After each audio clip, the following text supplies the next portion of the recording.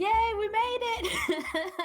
Hi, everybody. Thank you for the people, anybody who was waiting around and trying to work out what was happening with our stream that was meant to start 45 minutes ago. My laptop was not having a bar of it. It was politely declining to do such hard work. We are now, thankfully, have so many streamers in the room that Nico has jumped on, and we can see you. You can see us. It's so exciting. I was trying to work out why it was extra stressful.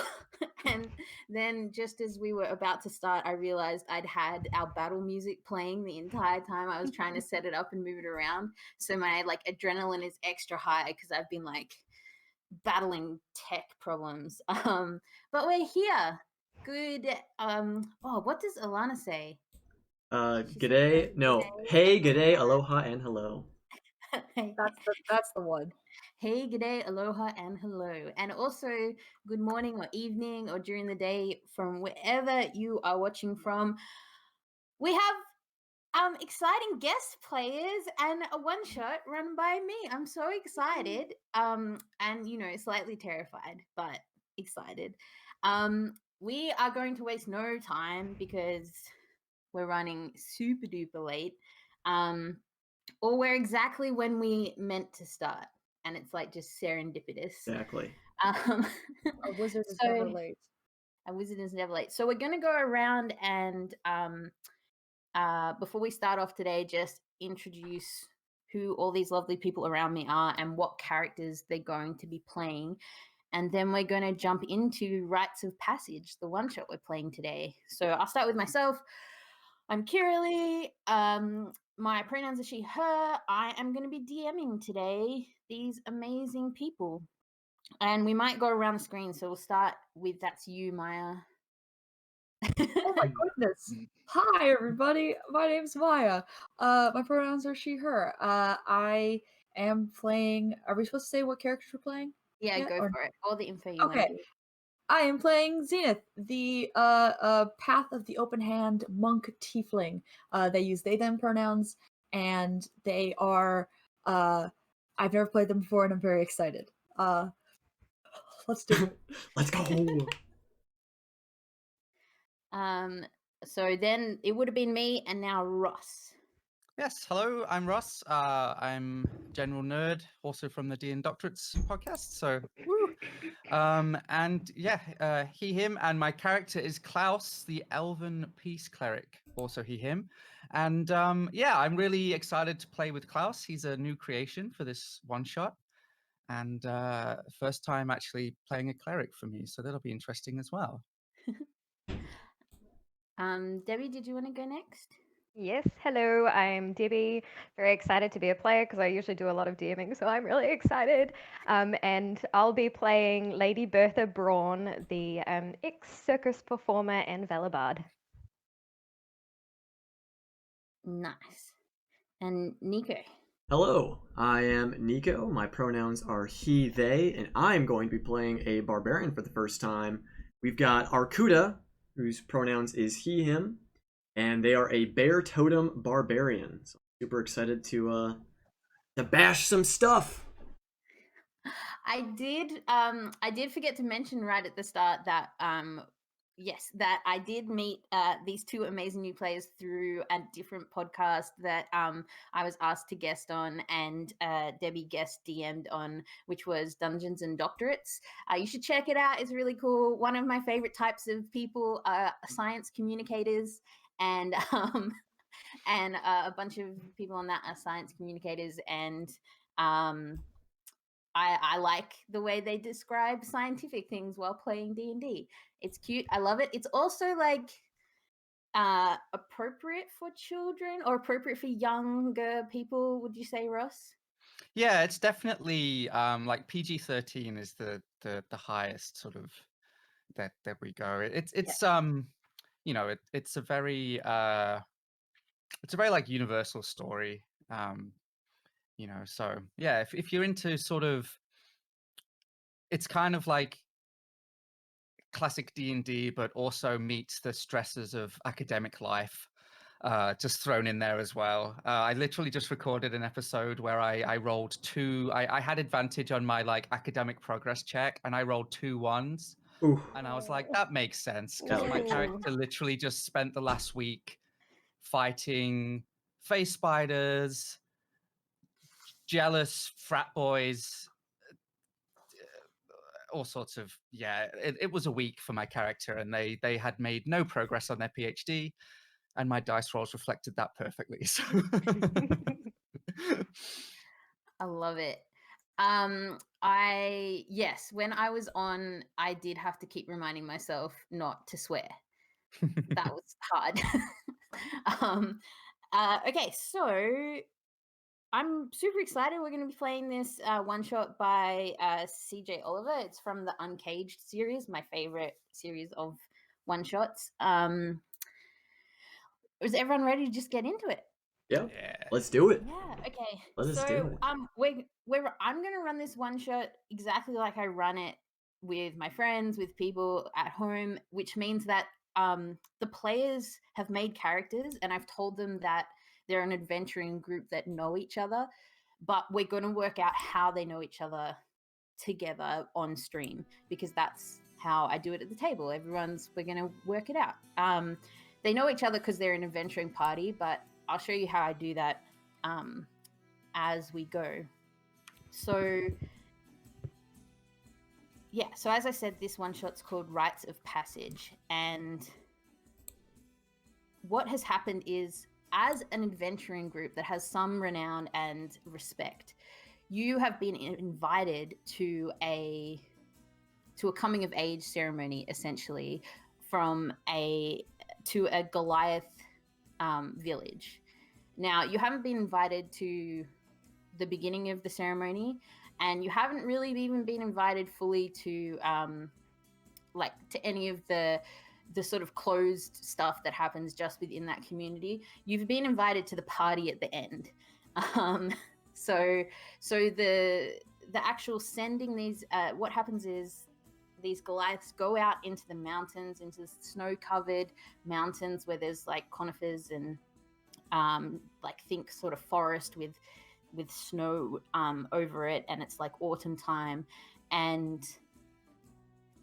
they go out and they have to spend a night out alone, and then when they come back, there's a big party.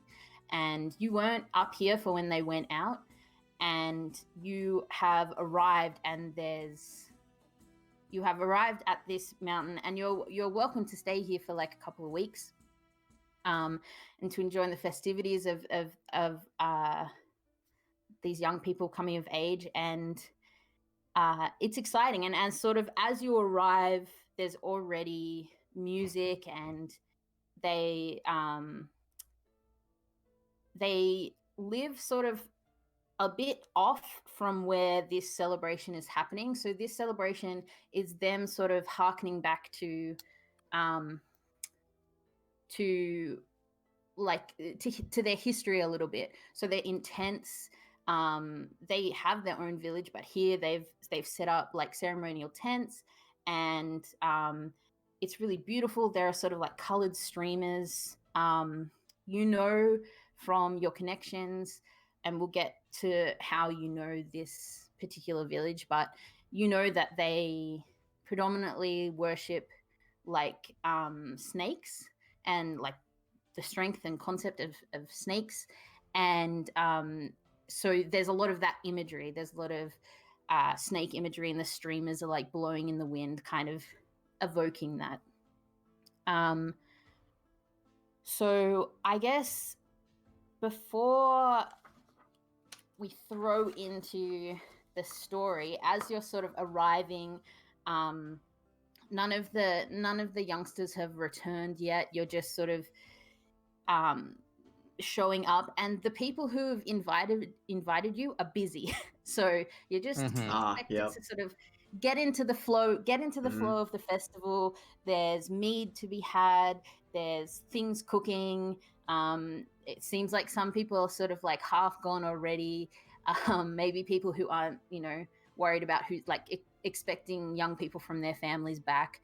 And it's a Goliath village, so around you are like towering, different, fairly like kind of bluey white-skinned Goliaths, and it's a significant ceremonial time, so they're also sort of painted up, and even the little youngsters have got like bits of like ceremonial paint on them as they're running around, potentially just because they wanted to be part of it. You don't know. So what so as you're sort of walking in, I guess my first question is, and we're going to go around, and I want to say, like, what's the first thing your character is looking for once you hit this sort of party, this festival? And also, when you tell me that, I also want you to tell me one of your character's favorite memories with this group of adventurers. So that could be like a significant fight, or it could be like a funny thing that just happened, like, adventuring up this road just here, or you could suggest like one of the ways that you first met. Literally anything. This is a one-shot. Don't worry about defining like important things in. The point is to define important things in your adventuring troop's history. So go for it. Like anything you want to make up.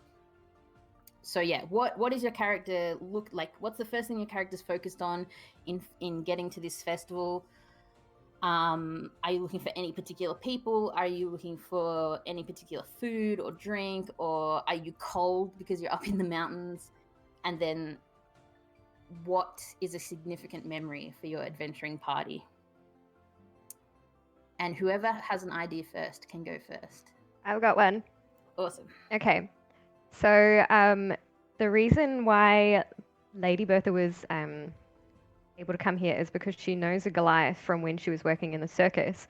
A Goliath came and saw her circus and challenged her to a strength test. And she's a very, very strong woman. She, like, at the circus, she was the strong woman and bearded lady. So she had a dual purpose, and she actually won that competition and became very good friends with this Goliath. So they became kind of like pen friends. So she's looking for him, looking for that Goliath. Do you want me to come up with a name? I can if you want, or you can. His name is Jurgel. Love it. And her favorite memory with the adventuring party is because she's very, very tall and very, very large, she finds it quite hard to find shoes. So she actually has the cobbler's tool proficiency because she has to make her own tools. And one day for her birthday, the party went out and found her some really beautiful purple velvet slippers and gave them to her. And she was very, very touched. And that's her favorite thing. That's so sweet. I love that. That's very soft. I love it. Beautiful. All right, we'll have to fold Jurgel in. Who would like to go next? Sure. I can. Oh, go for it. Okay. Arcuda would be looking for the mead table. He is ready to fully immerse himself into the festivities of this wondrous occasion. They remind him of the yearly celebrations back home with his orcish tribe. So he wishes to get an early start to all of the celebrating. Favorite memory is likely when the party ascended a spire of a mountain, and within this mountain was a cave, a deep cave filled with dire wolves. And together, using our strength and courage, we defeated these dire wolves that were harrowing a town at the base of this rocky mountain. And we went back to my tribe where a grand celebration had with feasting and drinking and laughing, where we told tales of all of our accomplishments and everything we had done together. Amazing. Love it. I can go. You go. Zenith is looking for, how sometimes at fairs and stuff they have, like, I guess it's not a fair, but like, how at like ceremonies or those sorts of things, they have like a little stand where they like sell things. Zenith is looking to see if there's anything particularly shiny that might catch their attention to buy. Any sort of something that would remind them of like a souvenir. They love useless trinkets, and their pockets are full of them. Even if it's a sparkly rock, they're just gonna go and seek that out. Like just looking around. And I think their favorite memory from their time with the party would probably be when they were fighting like some big. I can't remember the name of it, but there's a type of giant that has like two heads. Ent. No, that's a tree. Ettins? Etten. Thank you. We were fighting like an Etten, and it was tough, but we had this fun idea to try and trip it off the base of a cliff, and it worked. Off the top of a cliff, and it worked. And Xena thought it was hilarious, and so that is their favorite memory. You guys seem like very capable adventurers. But like soft enough to remember to get Lady Bertha really nice shoes. So I really appreciate that. Ross, how about you? Yeah, so I think Klaus, part of the adventuring life for him is that as a peace cleric, he fights when it's necessary, but for him, he's trying to learn about other cultures so that he can be a more effective negotiator, essentially, so that if it ever comes to trying to bring people together, he has the most knowledge possible to try and see everyone's point of view and try and get everyone to be on the same page. So I think Klaus's most favorite memory with the party wouldn't actually be an epic battle per se, but probably the time that they actually managed to like avoid a conflict by finding something that was thought to have been stolen but actually was just lost. This artifact had been misplaced, but one tribe was sort of blaming the other for stealing it, and in returning it they managed to avoid a lot of bloodshed. And I think for Klaus, that is the thing that he would love the most. Nice. I like that. Awesome. So I love that it sounds like you're a very effective adventuring troupe, like swords for hire a little bit, but also you're in there for the democratic diplomatic solution should there be one. You all that's brilliant. Yeah. So you all arrive and you're starting to search for your drink and you're looking for your friend, Lady Bertha, and as you're sort of like looking around, there's a cool breeze that whips these serpentine kind of ribbons, and there's also these like really delicate snake bone chimes, which give like a hollow, an interesting like. You only recognize that it's the chimes and not leaves or something when you're really trying to look like listen for it, but it gives off this really interesting resonance. And they're adorning these, as I said, these colorful festival tents that are set up across this clearing. There's a din of music and laughter and echoes from people enjoying the festivities. But as you are sort of starting to decide that thing when you're at a festival where you're like, are we going to search for what we're looking for together? Are we going to split up? Where are we going to, what's the plan? There's suddenly a shout that goes up from this sort of ceremonial archway that's been set up near the forest, where sort of you assume that either that's where these young people have been sent off or coming back. And I think that Lady Bertha, your Yergul, your pen pal, is the person who's invited you all to this festival, and has sort of, over the time you've known each other, has given you a rundown of, like, you've learnt from each other, and so you know what to expect. So you're like, you've probably let the rest of the adventuring party know that, you know, this is like a coming of age thing, and there'll be young people, and we can't, you know, we have to camp sort of just off. We can't get there early. And so as you see this arch, you sort of all have a bit of an understanding that this is where they've either gone or they're coming back through this archway. You know, I imagine it being just sort of like big branches and these colored streamers. You follow the crowd to a platform that's decorated with snake iconography, where what could not be anything other than the leader of this particular group of Goliaths stands. There are people now, Goliaths now, and for all of you, it's a little bit like potentially like a stampede. Like there are now young people running back through this archway, and feeling that this is the culmination, this is like the end. What do you think each of your characters would you be doing? Would you be sort of like jostling up to get to the front? It'd be pretty hard to see over the top of all of the Goliaths, or would you be sort of hanging back? You haven't found Yergel yet.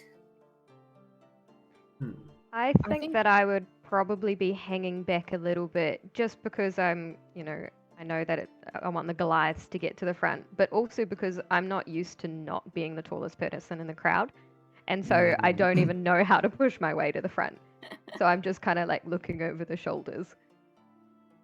I think I would, Zenith would start to like try and push their way to the front, and then kind of remember what Lady Bertha said about it being like an important cultural thing, being like, and try and like climb a tree so they can see over their heads, because Zenith isn't very tall. All right, roll acrobatics or athletics to see if you climb a tree. Well. Zenith, do you need help getting up the tree? I could give you a boost. Nope, I'm good. Boing! I get a friggin' 24. Oh, you're already up. Okay. Hey ho, what's up? You very quickly suss out the situation and scamper up a tree.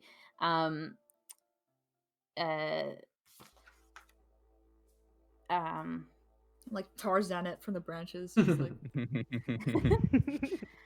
trying to see what's going on. Klaus, and I've chosen to not use like English letters to write the name of your character down, Nico. So can you remind? It's pronounced Arcuda. Okay. Some of these were not letters. Klaus and Arcuda, what are you guys up to? Oh, you go ahead. So Klaus is probably nosing around, looking at these, you know, all the decorations, and just kind of internally being like, oh, why did it have to be snakes? Not a big snake fan. Is Klaus? I'm just but gonna also like see in the future. Rough day for Klaus.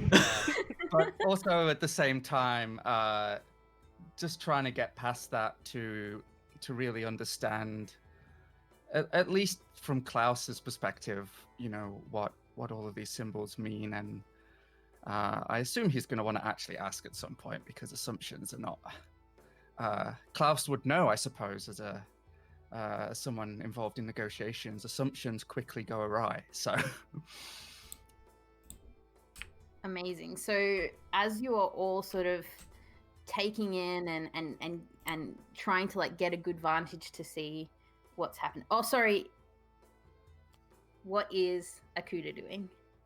So what is it that's there's the ceremony is ending, and that's why there's gathering, or what's The young people are coming back. They're coming back. Okay. Yeah, they're being welcomed back, and it's it's a fair group of them all at once, and so it like started off a bit like you could feel sort of the ground shaking a bit, 'cause these are big, like Okay. Goliath. Then Arcuda, not fully understanding their culture, and is just here to honor these brave young Goliaths in their rite of passage, will attempt to get as close to the front as possible to see them, and just, you know, fully just like cheering and like, you know, just in full support of what they've done, really relishing in this festival and stuff. Just incredibly supportive. Yep. Love it. You're not like alone, and you're not the only non-Goliaths here. It's obviously a thing that, you know, friends and also dignitaries from other villages and all sorts of different types of beings have been invited to. So you're not like fully standing out in a terrible way, but and also everyone else around you is cheering as all these younger Goliaths are racing back. They sort of very quickly come up onto the stage. The chief sort of acknowledges them, and they just like acknowledges that they've returned, and then they go off, and from what you can see, are sort of then like welcomed by like their family, essentially. The teams seem exhausted but in good spirits. Even though they're Goliaths, you can tell they're still fairly young. As this goes on, and there's like stragglers coming through, and everybody's super excited. You know, things kind of start to die down, and also the crowd around you is dispersing slightly because some of the families have gone off and are sort of some of the Goliaths are very cold, so they're like warming them up. They're sort of like a little pit crew all around you of like people getting like, you know, like, yes, that was a hard night out, but here you go. He is now like, here's stew, and here's like, we'll look after you, and you can hear like these young people like telling the story of this this incredible like night out in these dangerous mountains. Arcuda would very much be interested in listening as much as he can, all of these stories. Yeah, so you can sort of sidle up to like a group nearby, and you can hear this one Goliath is like, well, for me it wasn't even that hard, you know, like it was a great time, and yeah, like I did the, you know, the regular things, and they said there might be wolves, and I tell you what, there were wolves, and like I fought them off. I must have fought off like 5 wolves. There's kind of that kind of vibe. Oh, nice. Yeah. Zenith is hanging upside down from that tree branch, just like trying to listen. As the procession ends, there's a couple of things you notice. There is like a couple of people left, sort of like looking around, and a couple more Goliaths kind of notice, and there's not a hush so much as just like a bit of a murmur that begins kind of amongst the crowd, and finally a hunter appears, an older hunter appears, and kind of looks and appears at this archway, and kind of looks and sees that people have like flipped over and are looking to this big male Goliath, and he sort of like sidles up onto stage and like whispers something to the chief, and holds an item like for the chief to see, and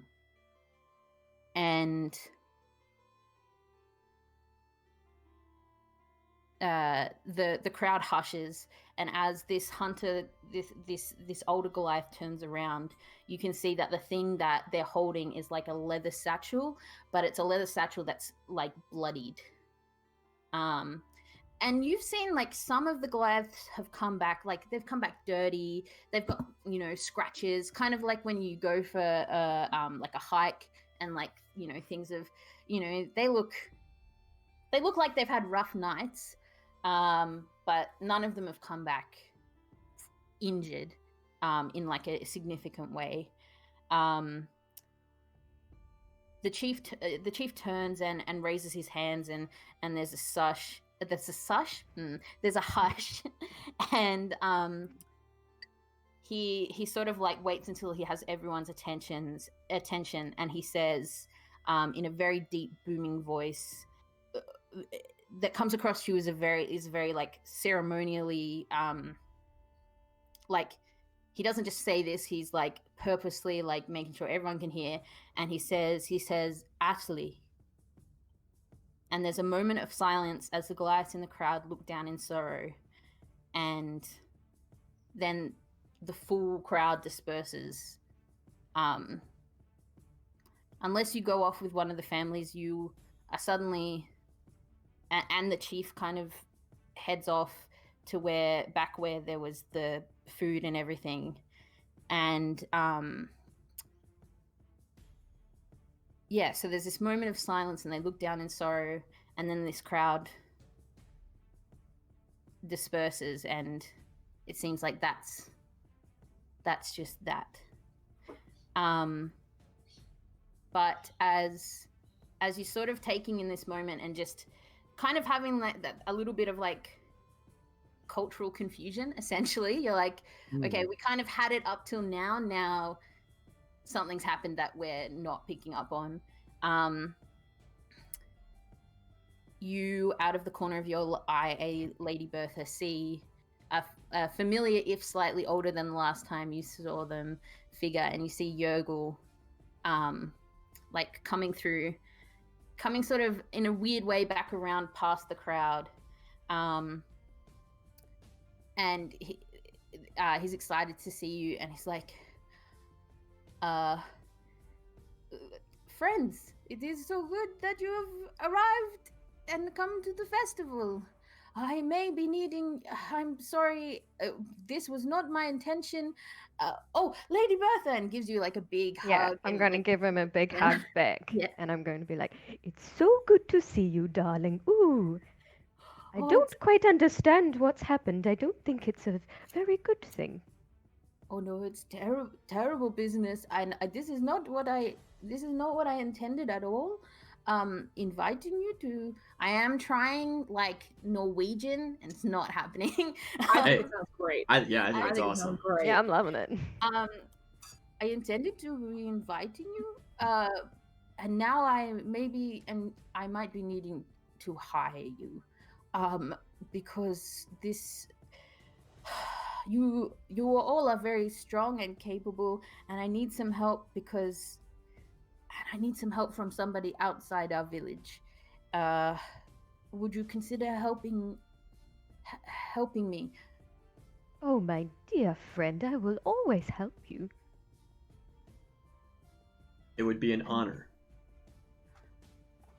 What happened? Oh, this just here. So all of the youngsters are back, all except one, and it is my friend Atli. And the hunter has returned and said that she did not make it through the night. Oh no. Yes, it is something that happens occasionally on these things, and that is it used to happen more when this was a week out hunting, and the youngsters were expected to bring back a kill, and but it is much more ceremony now than hardship, but occasionally it still occurs, and it is painful. Maybe luckily or unluckily for us, Atli did not have much family left, so it has been accepted. But I have to tell you, Lady Bertha, My friend, I do not think that she is dead. What is going on then? I mean, this satchel that I saw certainly belongs to her. But in the past few years, other teams have also gone missing, but they are all teams that are not. I have returned to my village after my time with the circus, and you would understand, Lady Bertha, that we are us circus people. We are a different type of people, and I have found a way for my clan to accept the idiosyncrasies and differences of me. But every year it seems like youngsters who do not fit in for whatever reason occasionally are not returning. Well, that is no good. You're saying conspiracy, huh? we yes. Conspiracy. Let us not jump to conclusions so Okay, quickly. sorry. But, you're Zenith, saying this is a but very serious time. You are saying you And I'm going to think give that- her an eyeball. Okay. Give them an eyeball. But And you yet, are that is- saying you suspect foul play? Is that what you are saying? We have well, we have a as you can see with the snakes, you see the snakes everywhere. We really we I love cannot snakes. unsee them. And we I'm just picking up everyone's accent. We we love them, and they're important. And the abomination in our understanding is the Lamia, which is a snake with the torso of a person. The village believes that there's the thing that picks off these hunters is a Lamia. And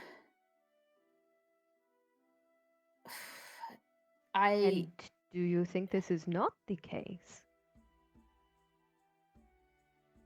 I care very much for the odd and those who do not fit in so well.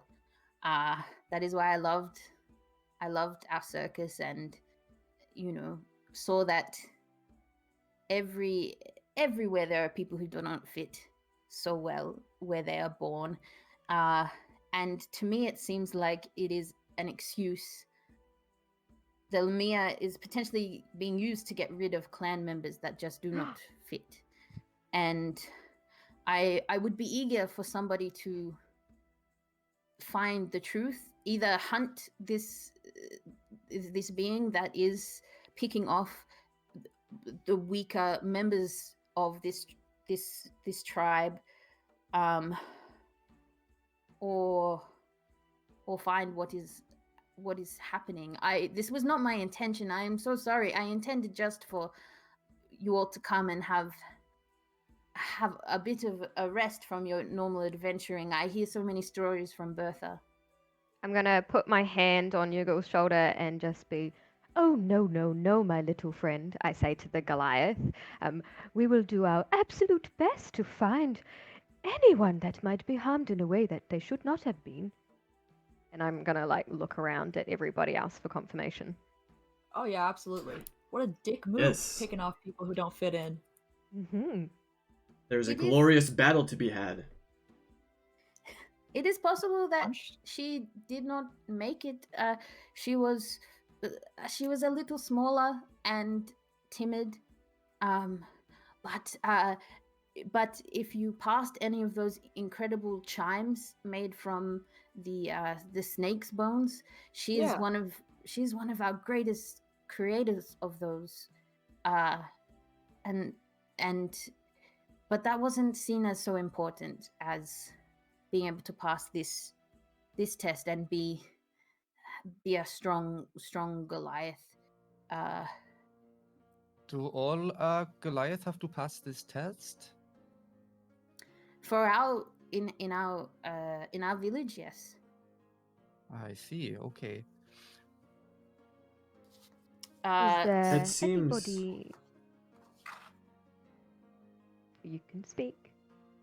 Seems rather unfair. Everyone has different strengths. That doesn't mean they shouldn't be a part of a tribe. There is usually, and there is a general understanding of everybody having different strengths and abilities and jobs. Obviously, within society, as I said, this particular initiation has gotten a lot more just for facing your own fears in the dark of night by yourself out one night and then returning.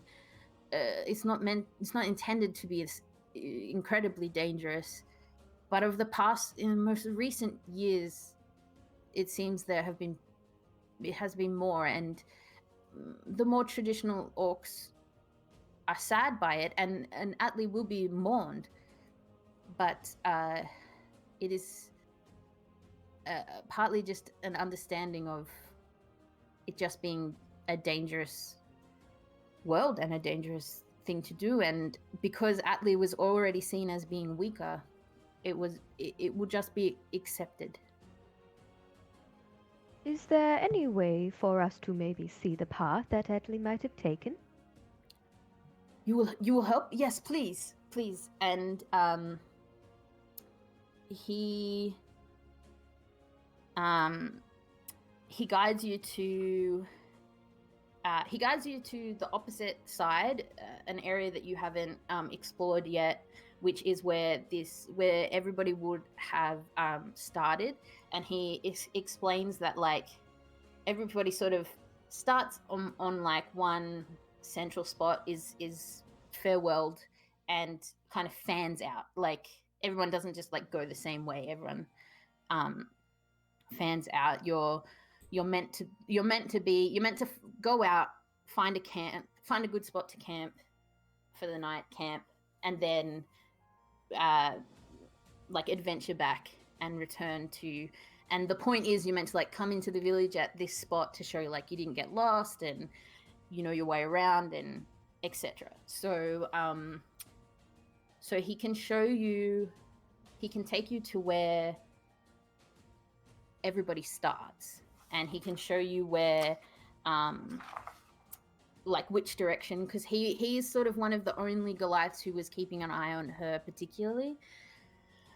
Just her family, you know, through natural causes died off younger, and there isn't that many people like he cares about the odder people, odder Goliaths, and he's one of his charges essentially. Yergol, Hi? can I? Where did the satchel, the bloody satchel that was supposedly hers, where was that found? Maybe we can start there. I don't know, but Okay. if we follow this path, we can find her camp, and Okay. I think probably from there we can find. Let's go. We could talk to the hunter, but I do not want to. I think we Right, should right. find That works. information. Yeah. Let's I want to keep it on the subtle. Yeah. So I'm you great at suspect- subtle. The silent Do path. Yes. Do you suspect any individual in particular of, you know, being suspect, as it were?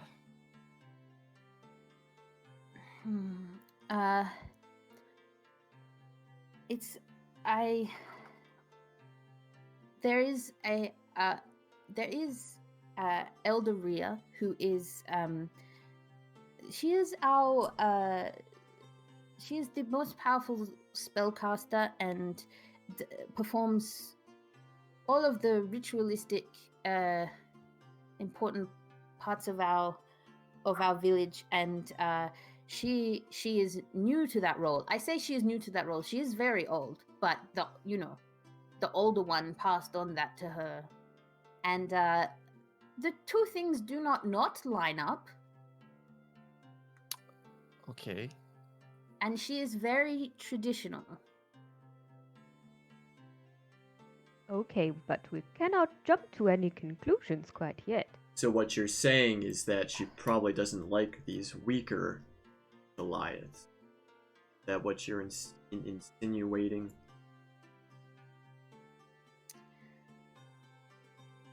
I don't know. When I say she seems to her beliefs do not line up with my understanding of our history and what Goliaths across the years have cared about and focused on. She seems to be overly focused on the strength of our clan.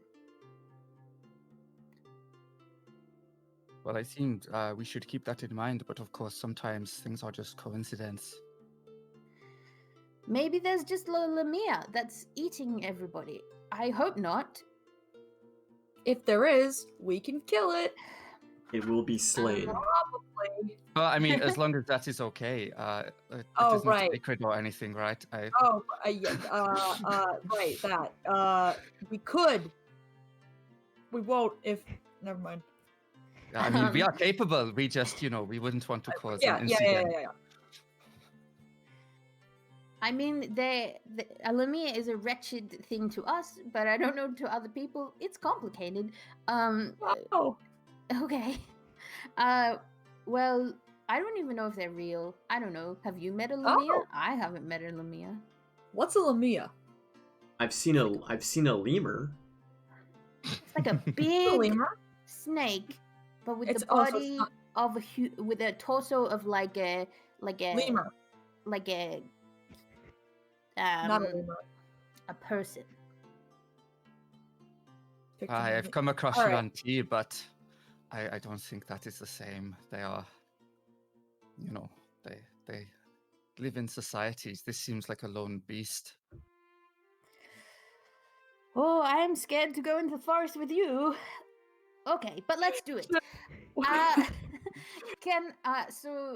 This is where we began, and this is the direction that I saw Atlee head on. But I'm no tracker. I don't know if any of you have skills. Let's... I am accidentally good at survival. Hell yeah. I am not. I have a Okay. +2, which is I have plus yeah. 5, Oh, dang, yeah. Okay, go crazy. and that's without proficiency. Whoa. Go for it. Okay. I well, could suppose- assist. I've done many Ah. many excursions into forests and mountains and such with my tribe. I might be able to assist in this. I'm from like a town, dude. I don't know. Yes, well, the Peace Corps is not exactly master trackers, So yes. All right. Shall I roll? Do I get advantage from the assist? Yeah, unless you want to roll separately, Nico, you can Nope, just give my bonus is not as good as Klaus Klaus's. advantage. Go All for right. it. Let's do it. All right. That's a 15. Ooh, and a dirty 20. We'll take that. Nice. Amazing. You start to follow, with a dirty 20, you can see that from where you are, like I said, there's tracks that sort of fan out, and you get put by oh my goodness, his name disappeared from my brain. It's like Yurgle? Yurgle. Yurgle. By Yurgle, you get put on the track of which tracks are at least, and you do notice that you do sort of, with a dirty 20, notice that they look like a smaller Goliath's tracks, and you can start to follow those, and those take you to a clearing, and you all will be walking for like a couple of hours following these tracks, and it takes you to a clearing where there's a brook, and there's a brook that flows past like this big flat rock, and there's an enormous spruce that dominates this clearing, and for a moment you sort of forget what you're doing and are a bit taken by, like, it's really beautiful, like the sun's hitting, and it's very, very tranquil.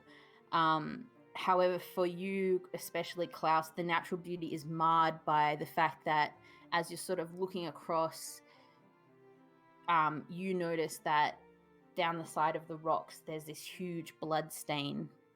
And as you're looking, you can see that there's like a leather jerkin that's lying like up on a bush. I'm gonna skitter over to the bloodstain and try. You said it like goes off a cliff or down a hill, or No, it's just across some rocks. oh, I understand. Okay. Yeah. Is there anybody over there? Do you want to roll it for an investigation? Yeah. There's not immediately anyone there. Investigation is. Yergel hasn't worked out what's happening. He's turned to you, Bertha, and he's like, what? See, because this makes sense. She's got such an artistic heart, and she's chosen such a beautiful place to camp. I wish I could. I think I might come back here if we find her and camp out here. It's so it's serene. He hasn't seen the bloodstain, has he? I'm gonna cool. I'll stand in the eye line of Yergel and the bloodstain.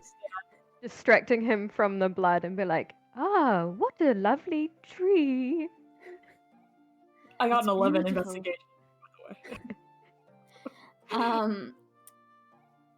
So let me see what an 11 in investigation gives you.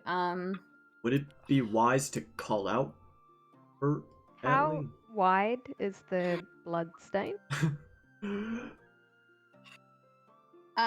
It's like, so it's a stain, so it's like a dried stain, but it's I don't know, like 2 feet by a foot, kind of smeared across this rock. I'm just going to try and subtly cast a minor illusion in front of the rock, so that if Yergel turns around, it just looks like a rock face. Oh, you're so smart. I was about to grab a branch. I suppose maybe I'll assist Zenith with an investigation, and I'll do what I should have done with Zenith as well, and I'll give myself guidance as well. So I'll cast guidance on myself. That was a nice natural roll. Let's see what the D4 gives me. Please. Okay, dirty 20 with the guidance. That was a good roll. Klaus is very wise. Not, he's like an average. So, Zenith, as they were like kind of trying to take this information in, and as you're trying to take that information in, this like rippling of illusion covers it, and you can see from over your shoulder Lady Bertha is like and you kind of get the vibe but you're sort of like checking out this smear, and you're but as you said, your main skills are more urban skills. more fighting, and like you're from towns and cities, so a blood smear on a rock doesn't mean much to me. But you're trying to sort of sort it out. You're like, this is obviously not good. Somebody has been hurt. But as Klaus comes over to you, Klaus, you see something that sort of makes you confused slightly, which is a very like semicircular indentation of a trail heading through past this. So we were at there was like a stream, so it's like a bit sandy and a bit muddy, and you can see like a very heavy body has and so like you can see a slither. A snake-like creature has definitely moved through here, and by sort of the flick of the end of its tail, you can work out in what direction it's heading. All right, I'm gonna make a medicine check. Oh man. Okay, 15. Do I think the blood is, like, is this enough blood that I think someone has died, or am I probably under the impression that they've been attacked and maybe taken alive? Just injured, still alive. For Yeah. 15, and because your other one was a dirty 20, I would say, and because you're like, trained, Cleric. the cleric, Yeah. and have been around these people doing violence. This Yeah. it doesn't have the feeling of violence, which is odd. Like, Mhm. there's not. This is like a smear. Sorry for anyone who doesn't like descriptions of blood. This is not a splatter. Like, if you're doing a forensic check out of this, It's like a hand. if there's going to be a snake that's going to like strike or something, you would expect, and you're like, oh, maybe it's like a constricting snake, and then you have that thought, and then you're like, oh, but it's there's something odd about it for sure. I didn't see the slithering or anything. I just kind of saw the rock face and the blood. But I'm going to maybe message Klaus using message, and try and whisper it so Yergel doesn't hear. And I'm just going to be like, "Is it Goliath blood or is it something else?" Well, I can't really distinguish, but I think that whoever this blood belongs to is possibly still alive. I think that's kind of the message. Doesn't really extend. And then at the end, forever, I'm like, so- I'll probably I'm just as gonna well. keep distracting Yergel. Yeah. I'll probably sort of turn to Zenith and be like, "This is very strange. See, it doesn't look like they were struck so much as, I don't know, like maybe a blunt force or something. But I think whoever this blood belongs to, they were dragged away, probably alive." Alive. That's good. Yeah. Ish. Yeah, That's good. Well, I mean, there is some hope at least. But Right.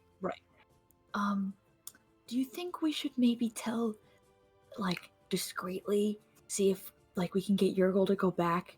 Because I get the sense from the whole like illusion to cover the bloodstain thing that maybe we don't want to make him sad thinking about the death of a kid that he was like fond of and taking care of. I'm not sure. I mean, it seems that now we have more hope than we did before. So perhaps That's true. I think that maybe he will want to help. People feel a strong sense of duty to their children normally. That's So true. Okay, I'm gonna like skitter over to Lady Bertha, and like go on like the tips of my hooves and like whisper in her ear and like be like, okay, so there's like a snake and also like blood, but not enough to be dead. So maybe she's alive. We don't know. Do you want your friend to be informed on this, or do you want him to go home? I think He has no that idea. I'm. He's Yeah, like, I'm gonna. Poor Jürgen. I think I'm going to turn back to Yergel and just be like, it seems that there may be some ways we could investigate it. As you can see, there's no blood. I wink to the party. I don't, because I'm good at. I'm actually not that good at deception, but whatever. Do you want to roll a deception check? I can. So I'll finish the sentence and then I will roll a deception. But I'm going to be like, if you think there might be some sort of foul play with the odd people among your people, you don't want to seem like one of them yourself, so maybe you should leave it to us. Go back to the village and act like it's normal, but they will maybe notice if you're gone and investigating something you think may not be the best. But as you can see, there's no blood, so there's always a lead. And then I'll roll my deception. Do you want to roll a deception? You roll deception, and then you will have to roll like a persuasion. as well. Persuasion. Okay. Okay.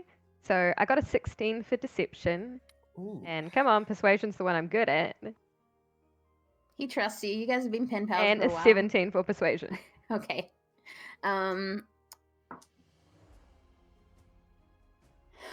He's like, well, I'm glad you found some leads, and do you think I should go back and keep an eye on these people, the ones that I am Yes. suspicious of, maybe, and then when you come back, you can tell me the information, I can tell you the information I have, and maybe that will be helpful? I think that would be wonderful, and I have ways of contacting you if I need to. Okay. This is just okay. So, she's sort of smaller, but she's, a fully grown Goliath, or she will be considered when she returns. So, when you find her, you can, I don't know, if you find her, she's not a child, so whatever she wants. Also, this is not normal for Goliaths. This is not okay or normal. So just so you know that, I will go see if I can speak to or find more information back at the village. I think that's a very good idea. And he sort of like looks gratefully at all of you and starts to sort of lumber back through the forest, thankfully at least heading, along the fairly now well-trodden path through the snow that he'll get back to the village. It's okay. So it's snowy? Yeah, there's like a light Yeah. covering of snow, yeah. Can I investigate to see if there's anything that got covered by snow between Ooh. when she left? Yeah, roll an investigation. I'm not very good at investigation either, but Guidance. we'll try. Oh, Nice. yay! That was a nat 1 Oh, with no. a +1 on my guidance. Oh no. Well, I'm just like, snowy. I will say I'm not fond of the snow. It's very slushy. based on sort of where you've found all these clues, it doesn't look like there's been like much snow that's covered. Like there's not been much snow sort of overnight, and so apart from sort of, yeah, I guess you're a little bit distracted. Like a little bit of your brain is now being like, is it too complicated? We did walk for like a couple of hours. Hopefully, Yoga will get back safely, and so you're a bit sort of split-minded. Yeah. But yeah, you don't find any new information, but you do have this big snake-like indentation that you can follow ahead of you. Does the snake-like indentation like stop in front of the rock?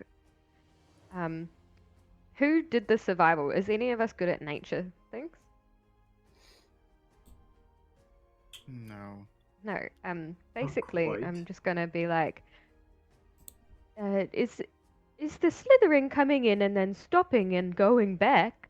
If it got here, how did it get away? I suppose I would be the one who would potentially have an idea on that. Yeah, because you did the check. Yeah. Yeah.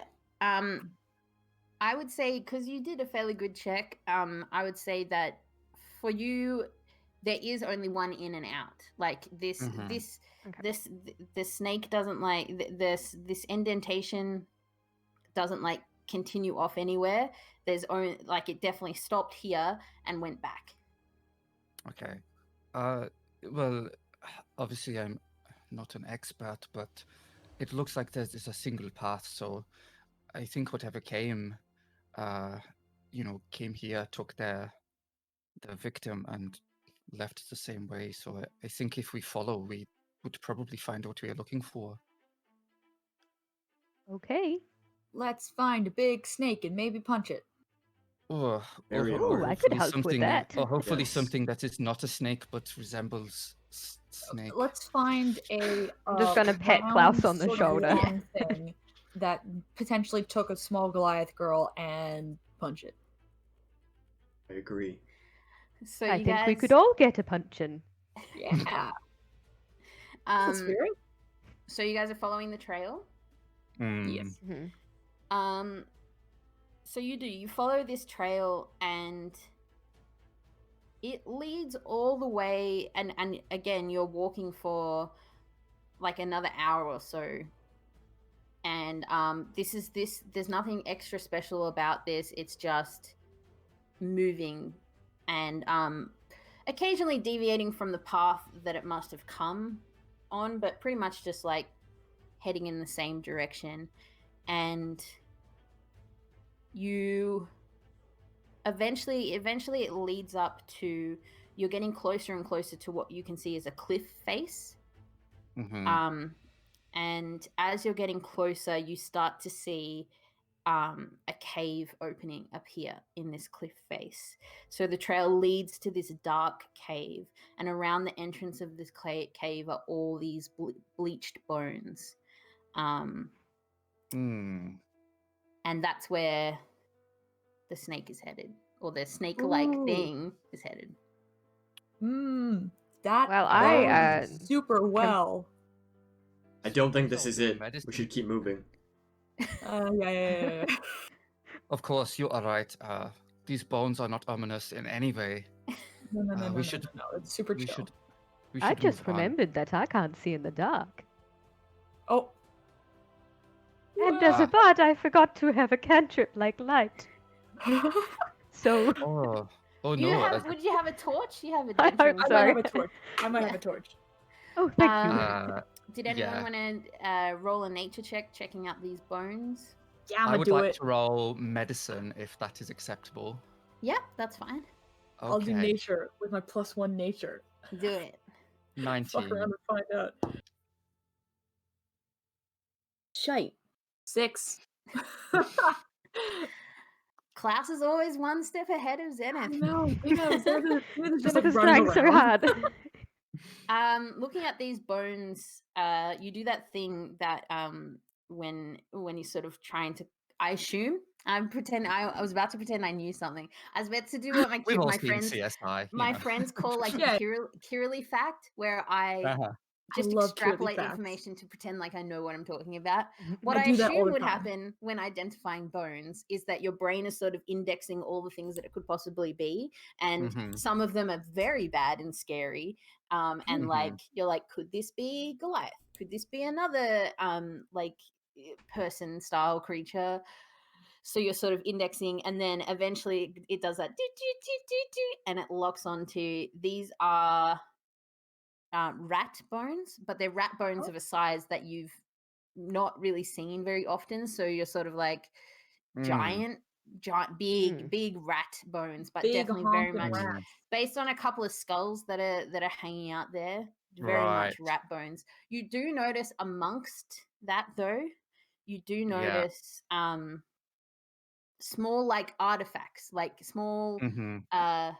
items that aren't bones. So almost potentially like offerings that have been placed out the Right. front out the front on and around, and there are bones on top, and then more small things. There's a small pouch of honeycomb. There's like a little clay bowl with like edible mushrooms in it. There is a small carving of a wolf. There's like a little bouquet of different types of like herbaceous plants. There's remnants of a snake statue, and there's like a small small obsidian knife kind of like amongst this. Can I please roll a history check on the snake statue? Yep. Go for it. While that's going on, I suppose I'll say, it is interesting. These look more, like rats, but very large rats. I'm gonna I- kind of like tiptoe forward and grab the knife. I got a what- 10 on history as well. Not a problem. So you look at this carving. Wait, did I say it was a carving? No, this is a little statue. Yeah. I'm gonna go with like it's a clay, like a created clay statue. And as you pick it up, you realize it's only half there. It's just like the tail end of a snake. It's like it's beautiful, but fairly like it looks like I don't know how you would know this, but it looks like somebody who like potentially is making it very carefully, but is only just starting to learn how to make these types of Yeah. things. Has I'd made say it. as a cobbler, it Um, reminds me of when I first started to make shoes. They're kind of Yeah, not amazing. yeah. It's not rudimentary in its like in the ability it would take to like make the clay and use the tools. It's just rudimentary in that they're just starting out. But it doesn't give you, there's no historical information besides your own personal, knowledge of tradecraft that you can glean from that. Okay, I'm gonna keep that, and I'm gonna take the honeycomb as well. Klaus is So these look probably like offerings. Is anybody well yes. versed in the religion of this area? Well, I can roll a religion, No, I suppose. but it's not unlike 15. offerings we do back at home to the various spirits of the forest. I assume it's something similar. Yeah, they Yes, we also worship snakes back. They said. yes, we also have Shrine to Angarat, who we give offerings also. So maybe we should not be so light with our fingers. These are possibly sacred objects, but I'm I gonna put the knife put the back honey down back. on Klaus is such a killjoy. He's just like No, but it's so valid. Like- Like that's the kind of shit that gets you cursed. Like you're the But it is it. I don't see any Why would a Goliath. Lamia want small things like honey and mushrooms? Well, it Maybe- does Don't not they eat like the it rats? does. They are still here. Yes, much more interested in these very large rats. Well, but I don't see any Goliath bones, so I think And the that is tracks good go in. news. right? The tracks go into this cave. Yes. I think we gotta go cave diving, boys. I'm gonna take a rat skull Yeah. just in Ooh. case. I will Yes. also take a rat skull because that sounds cool. These rats they're very large, though. I suppose. Oh they wait, must- how big would I be? Like, could I put it in my pocket? No, they're like about palm sized. Yeah. Okay, Mhm. tight. I put it in my Okay, bag yeah, then I'm or definitely something. taking Yeah. it. Put it. You All right. never know. Shall we enter the cave of bones and snakes? Yes, I suppose. Mhm. Tight. I'm Uh, so Should. excited. Does anyone have a torch? should we just for- walk in?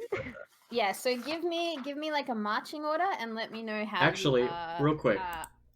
see. Oh yeah. Are there any animals nearby? Birds, squirrels? Roll like nature or investigation. Let's go with nature. Both are intelligence, which is fun. Oh, Ooh, yeah. okay, 17. Hey. Nice. Yeah, so you turn around and are trying to kind of taking in everything that's around, and like it's not like it's definitely a populated forest. You can hear there are birds, and you can see birds sort of up in the trees just nearby, and if you search really hard you can also see like some small lizards. Like that was a pretty good roll, so you can see there are a couple of like spiders and lizards and things living in the crevices of this cliff face. Okay. I will approach one of the lizards that's just hanging out. Yeah, there's a basking in lizard the, like in whatever time of day it is. yeah, it's still the sun's still out, and there's a lizard like warming itself on the sun's hitting it, and It's just like totally oblivious to the really ominous, scary, big, black, dark cave that's just nearby. It's chilling. Okay, I shall approach and clutch the bear totem that I have around my neck, and I will cast Speak with Animals on the lizard. So I gain the ability to comprehend and verbally communicate with beasts for the duration. And I will ask the lizard, "My dear friend of the forest, of the mountain, I ask, what resides within this cave before us?" It sort of like blinks its eyes open and like opens one eye and like looks at you and like sort of like picks up its head and like stretches to look, and it's like, huh.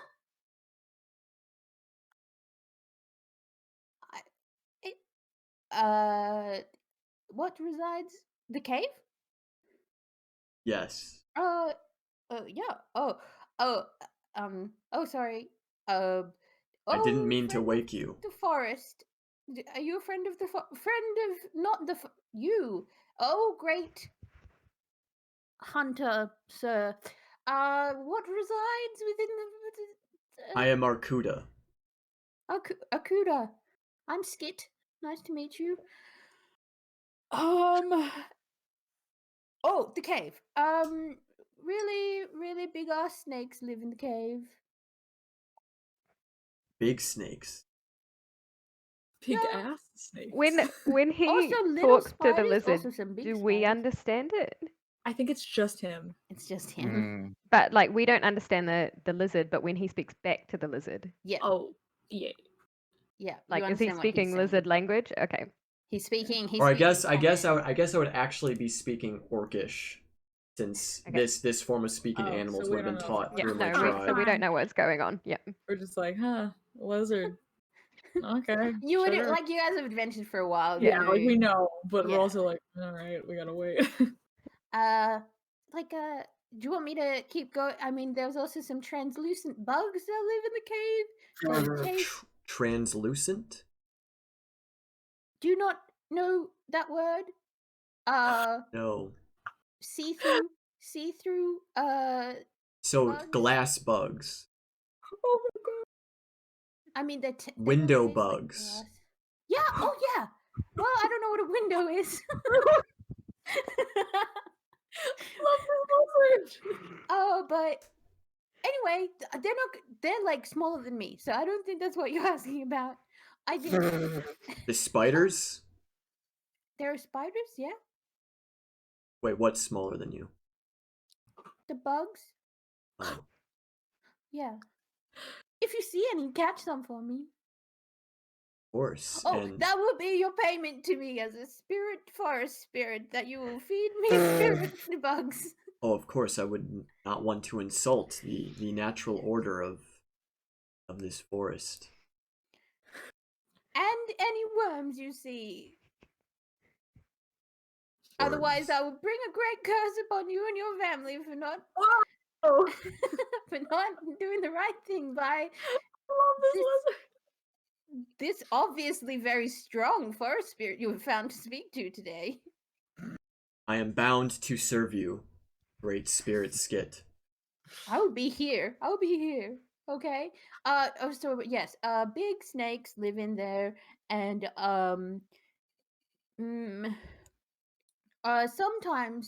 sometimes people come and go, but yeah, in that cave, there are definitely snakes. Some are poisonous. Be careful. And one last question, if you would allow it. I will allow it. Thank you. I know my mere presence may be insulting to your time. I'm sure you have many things to do So watching busy. over this forest. It's a full-time job. Has a Goliath recently entered this cave, possibly not of its own free will? Roll a persuasion check. Persuade that Okay. lizard. It's not a very it, 10?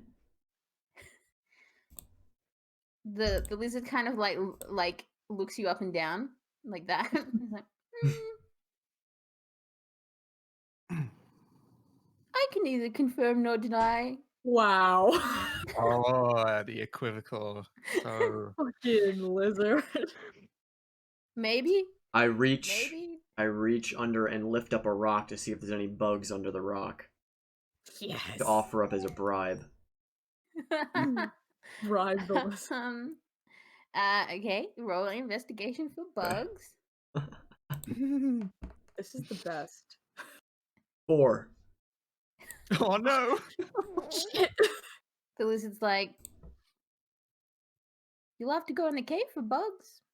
And like, Mm-hmm. I shall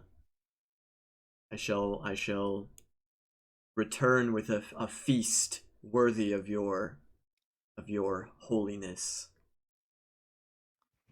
okay, that's cool. I'm going to go back to sleep now. Yes, I thank you again for your time. Oh, I'll you're look most over. welcome. I'll look over at Arkud and say, "Was ist da klatscht? The gossip."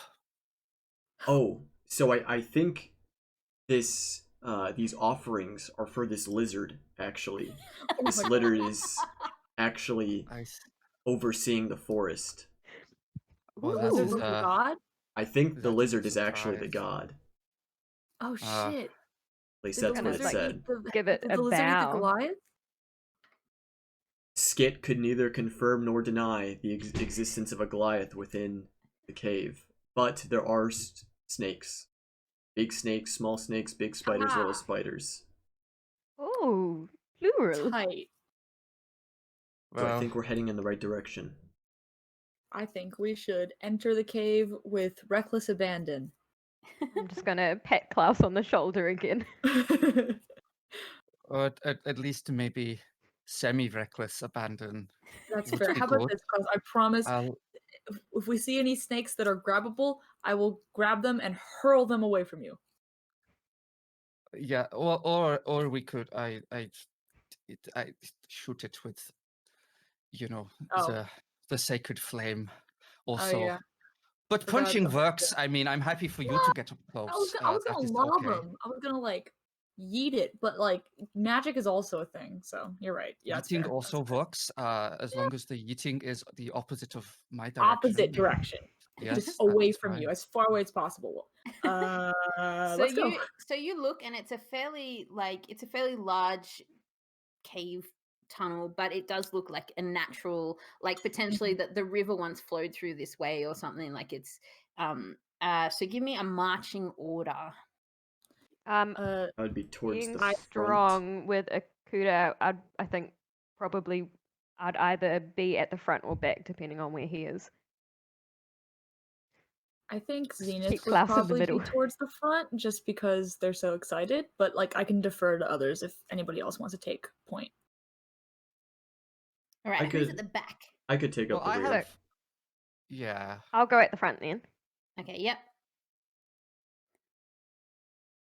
Yeah. Yeah, I'll go second last, I suppose. I've That got a makes bit of sense. range. Yeah. Also, I want to be sandwiched. Yeah. I will happily punch a snake. Yeah, It does Zenith not is, bother like, me. skipping to see over Lady Bertha's shoulder. So Akuda, you're at the back. Yes. Well, I actually have really bad perception. Well, not really bad. It's okay, but I don't have amazing perception. I So don't if think I do Zenith wants to Oh, and I be do in have. front, if oh, they yeah. can see I better. have +2. I don't know if that's any better. You do have dark vision. Mine is though, three. I think, Potentially, you were Zenith. just the bravest, though, Wait, Lady I have Bertha. dark vision and you don't. Yeah. Mm. Okay. So I'll have the torch. You can Okay. go in Yeah. front, and then because then I can see you, so I can help Yeah, yeah, as yeah. soon as you need it. Okay, perfect. Okay, So so I'm going to I'm carry the Zenith, torch with my mage hand. Yes. Zenith, Lady Bertha, Klaus, and Akuda. And are you, Lady Bertha? You're the only one that needs a torch. Does everyone else have dark vision? I believe so. I believe so. I think I'll have that. Orc, elf, tiefling. Yeah. We all have dark vision. Awesome. Is Lady Bertha human? Yeah. Gotcha. So we, as you all are starting to head into this very dark cave, which yuck is one of the things I Kirrily would never do. You yeah, it's definitely dark. It doesn't as you're heading down, it sort of doesn't get bigger or smaller. You're just heading in a straight tunnel, just a straight line. Occasionally there are indents that look like they could be other tunnels, but as you sort of pass with the light or your dark vision, you just see they're just, just craggly parts of just a natural cave. And that's where we're going to take a break. All right. So we'll take a break there, and then we'll be back for the end of this story. We'll just take a quick break, maybe like a 5-minute break, just so that we can go to the bathroom, etc. And yeah, so if you're watching, thank you very much. Don't go away. We will be back very shortly. And then it may be a shorter second half, just because we started late. That's my alarm saying that we should take a break. Nice. So thank you very much.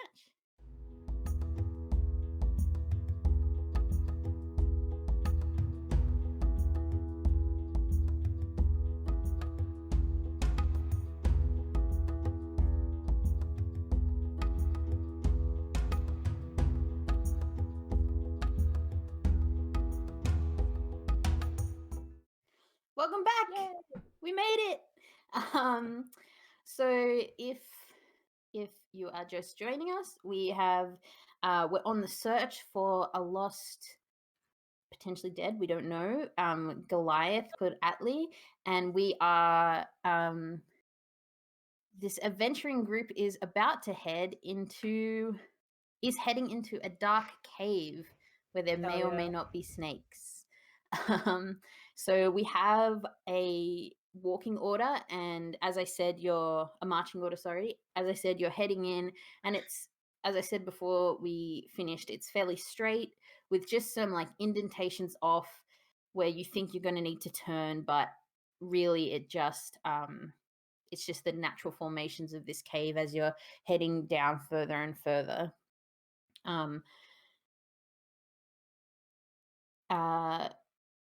And like you're walking a fair way into this mountainous area. You started off at a cliff face, and as you're walking in, there is occasionally a slight crunch underfoot, and at first you didn't really look down because it was autumn outside, and so your brain is like, oh, it's autumn, it's just leaves. And then slowly it dawns on all of you that it's sort of like this weird thing that happens in your brain where you're not worried about the crunch because it's autumn, there are leaves. Until you realize it's bones. Until you realize that outside was like conifers. There weren't that many like fully deciduous trees, and Nothing to crunch.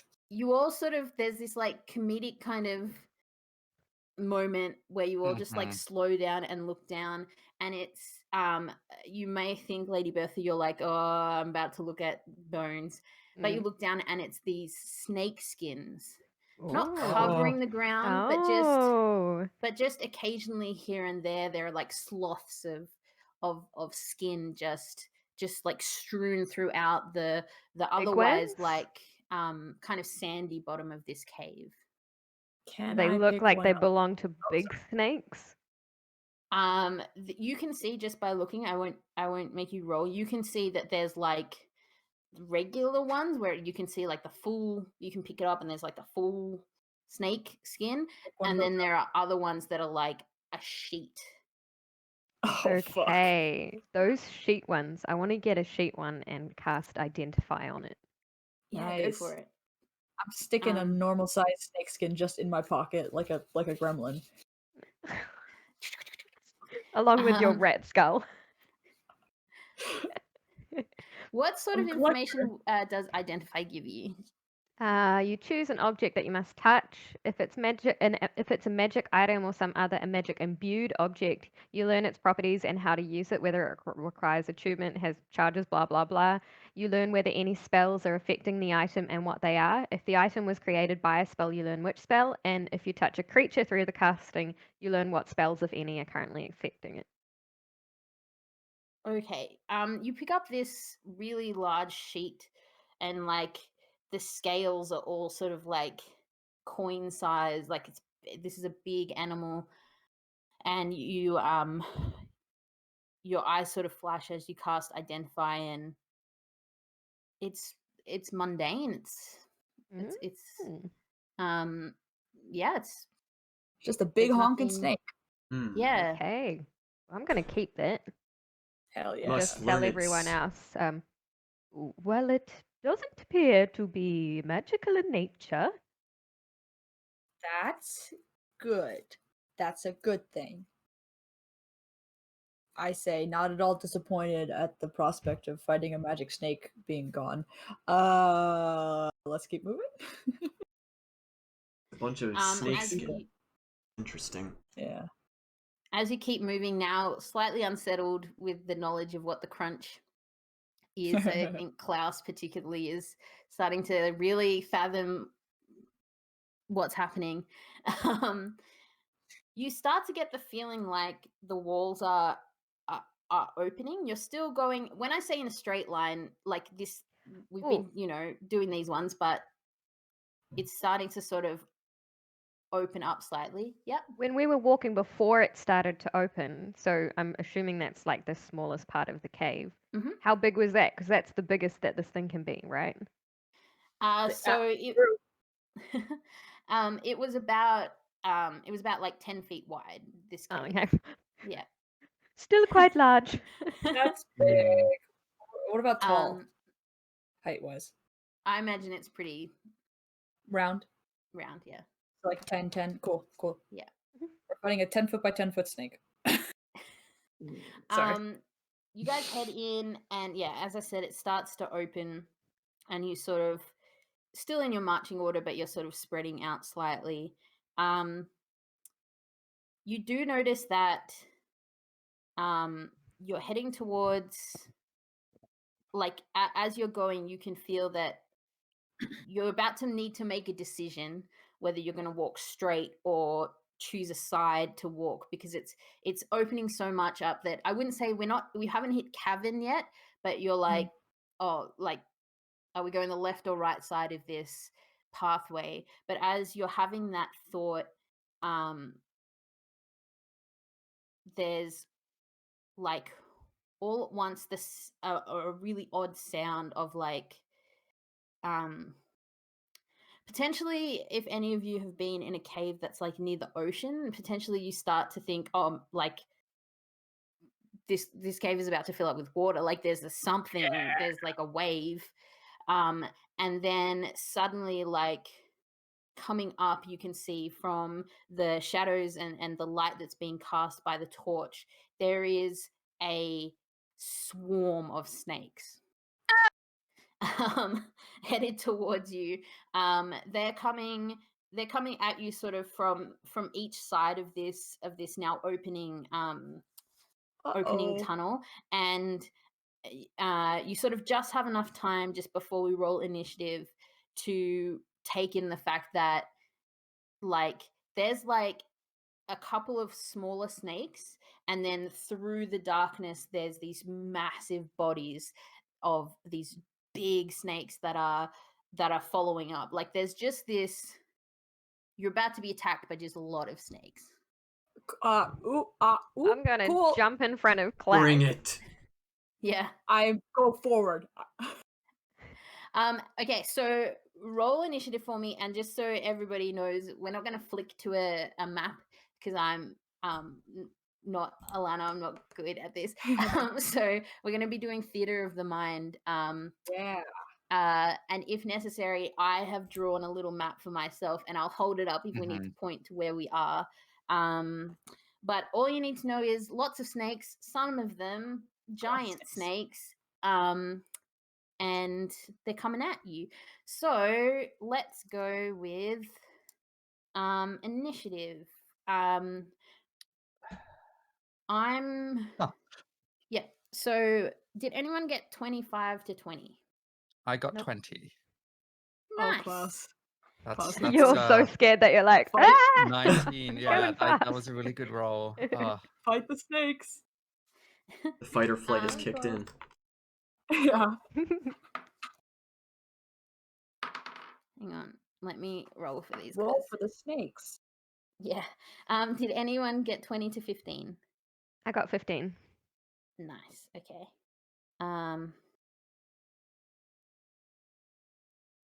15 to 20 to 15, 15 to 10. 13. Oh no. Nico. Oh no. The two who are most eager are like kind of just standing there.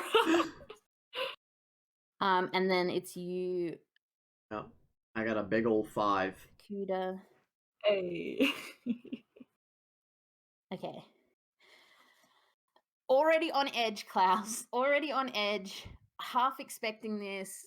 You, although your buddies are being very protective, you were potentially prepared even before they were that this cave meant bad things for you. What would Klaus like to do first? I will say just because of how quickly this is happening and how dark the cave is, even for those with dark vision, and we have the torch, and the torch is sort of hindering the dark vision a little bit because it throws light and shadow and makes it a bit hard. I will say you don't know like how many snakes, or like you just know potentially Klaus's worst nightmare heading towards you right now.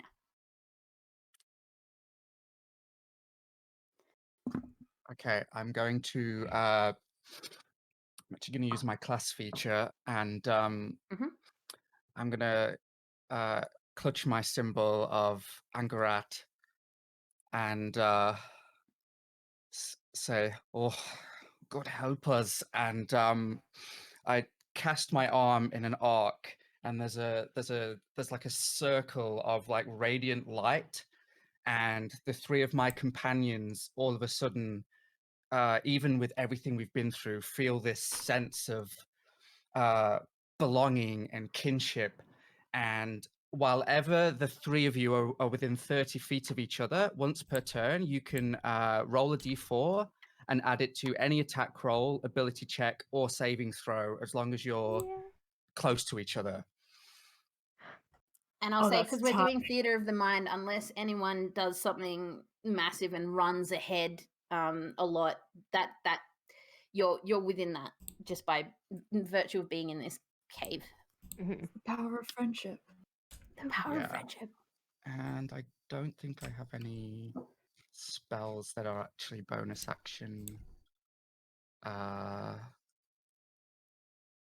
No. So that's it. Would Klaus like to move anywhere? No.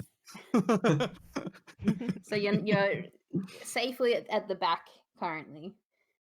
With with either Lady Bertha in front of you or deciding that that's where she's going to be. So as you cast this spell, the first thing besides just like danger that you all see is sort of coming out, and like you have been mostly looking at the floor, but taking up a bit more of your vision now is this body of this huge constrictor snake. It's long and it's green, and it is going to lash out.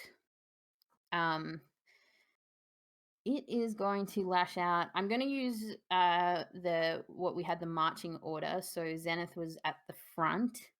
So I'm going to say, yeah. I'm going to say it lashes out at you, and it rolls a 18. it's Yeah. snake. So it is going to do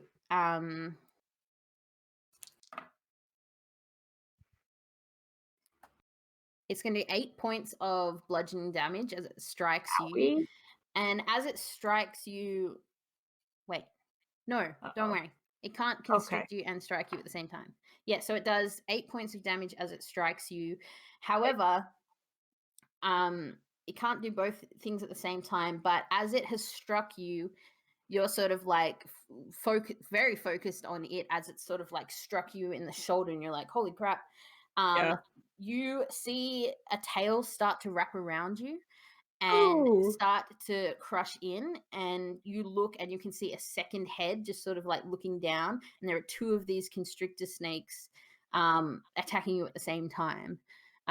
So that does I'm so glad I was in the front.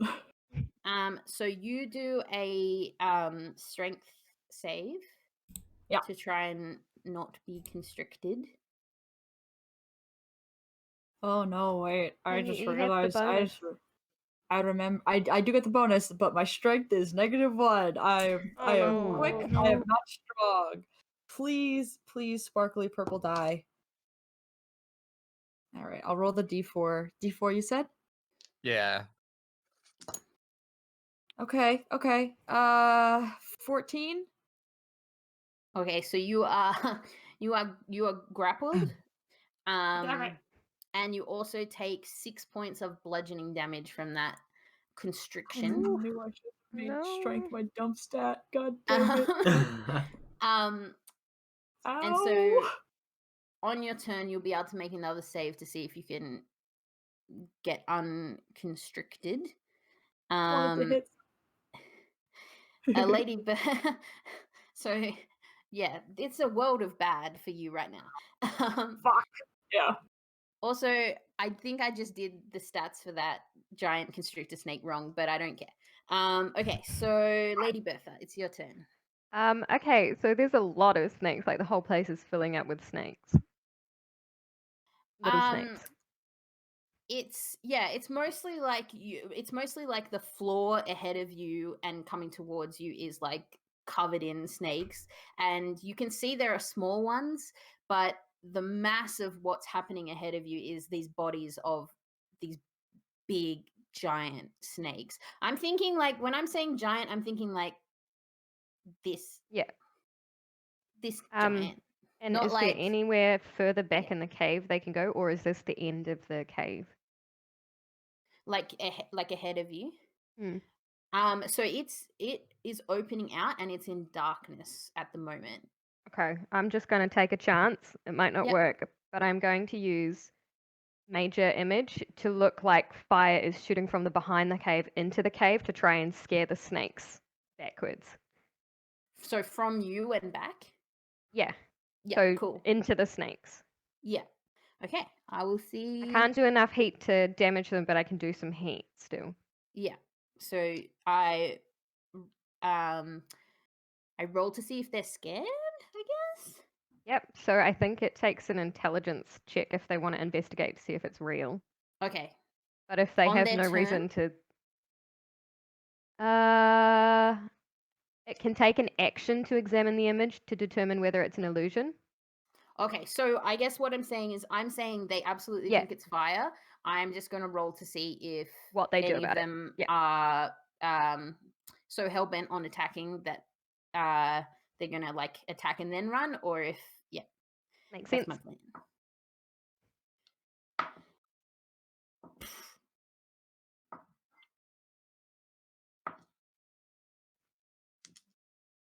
Okay. Amazing. Okay, let's go with this. So there are a couple of bigger bodied snakes that immediately sort of like rear back from that and sort of are like slither back slightly and are sort of taken aback. And also I'm going to say that the because I rolled and they rolled very badly, the constricting snake drops Yeah, absolutely drops Zenith. You're my hero. And Yes. is sort of like can do startled by those snakes are startled by the by that. There are still smaller ones who like are just a little bit more, I don't know, basic and animalistic, and are just like hanging out and aren't so terrified. That was amazing though. Is there anything else you'd like to do? Great use Yep. of an illusion. I'm because Zenith is still at the front. I'm just going to inspire them. Awesome. And that it is your turn, Zenith. So you are no longer grappled. The constrictor snakes are just Around me. ahead of you. Yeah. All right. What die is the inspiration out of curiosity? Level Bertha? 5. Let me just quickly check. A 1d8. 1d8. Fantastic. I will set that aside so I don't forget. All right. Okay. I will attack. I am going to punch the snake that tried to squeeze me in the face. Do it. Or actually, I'm gonna smack it with my staff. I don't know what I'm talking about. I do a little spin and I just go pop.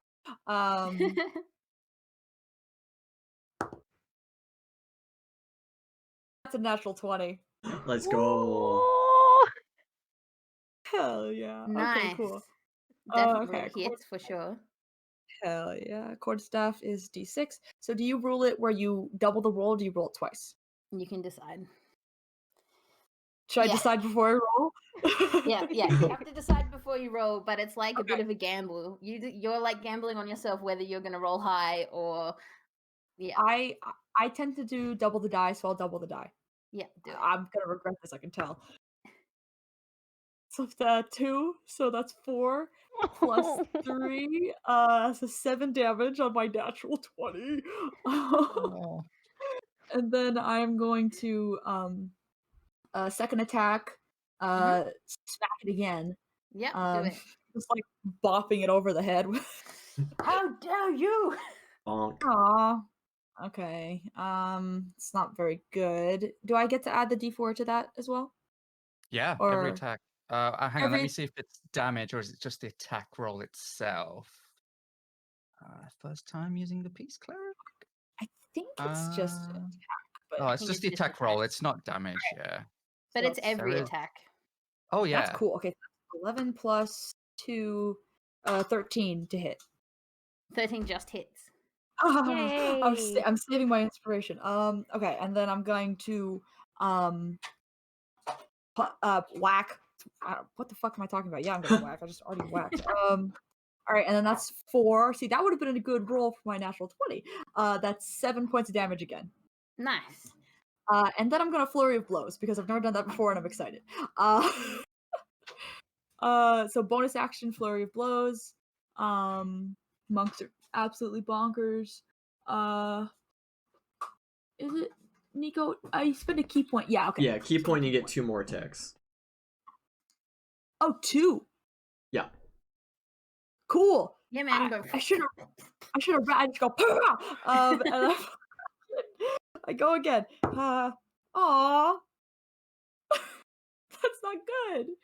That's okay. D4. Come on, save me. I have to roll 3 or higher. Yes. Okay, that's 14 to hit. That hits. Oh, okay. Still there's 7 points of damage. And then I get 1 more because flurry of blows is 2 hits. Yep. Mhm. Cool. What the absolute donger? Okay, I keep rolling 1 lower each time. That's a 3 plus 6. What language was 9. that, Xena? It was the kind of swearing you use when you're around little kids. Oh, that's not gonna do it. I'm gonna use my inspiration die. That's not 10. Come on. It's 11. Oh, one of us. You did pretty well up to then. I Yeah. know, but Like, Sorry. You're wielding that, you're like half wielding your staff and then doing the final hits, and I'll say that the reason why the final one doesn't hit is because this like snake is pulling back, like you're wailing into it. Thank you for rolling damage that only required me to know my 7 times table, which is one I know. I appreciate that. 777. Got it. Oh, I did it for you, wonder. Kirrily. I knew that you did. Awesome. You are, so you're just wailing in on this snake. As you're doing that, you don't even notice that, like, coming up beside you and heading, like recognizing that, you know, you're this snake's kill. There's this, there's a snake coming up that is, much more brightly colored. Oh, poison. But it's sort of hard to pinpoint what color. It's got like a bit of a sheen, sort of like in the light it has many colors, but probably in lower light as it sinks through, it's sort of sheeny, like it's black, but it like throws off different colors as it's coming past. Oil. And yeah, very much like that, and it slips past you. It's still a very big snake, bit smaller than the constrictor ones. Do I get And an it is, or is it not close enough? well, because of the nature of the fact that it's like a snake, Yeah. it's not really outside your it's like it's in but not out of your range. Gotcha. So but it is going to attack. It's going to head where Klaus and Arcuda are, and I'm going to roll to see who it's going to attack. No, I'm standing in front of Klaus trying to hide him, and it still like slips. Like, no. Oh, yeah, no, it's like slips past. Why does it slip past? Hang on. What were you doing? You've got fire. Why is it coming towards the fire? Theater of the mind is hard. So yeah, the fire thing would still be up, yeah? It lasts for 10 minutes. Okay. And that's just ahead of you. Did the snake it's like thing though, or is it scared of the fire? Well, they just think that it's fire. I'm gonna have this. I'm gonna just get this snake so it comes close enough, so it's going to try and work out whether it's going to try that and takes roll. an action though, so it uses it takes an action. And how high did it have to? I only rolled a 13. Let me just quickly check for that one. Intelligence against my spell saves DC. Come on, 15. Okay, yeah. So it sort of like comes up to investigate a little bit, and then like equally the same as the plan of the constrictor snakes. It's also going to start heading back away.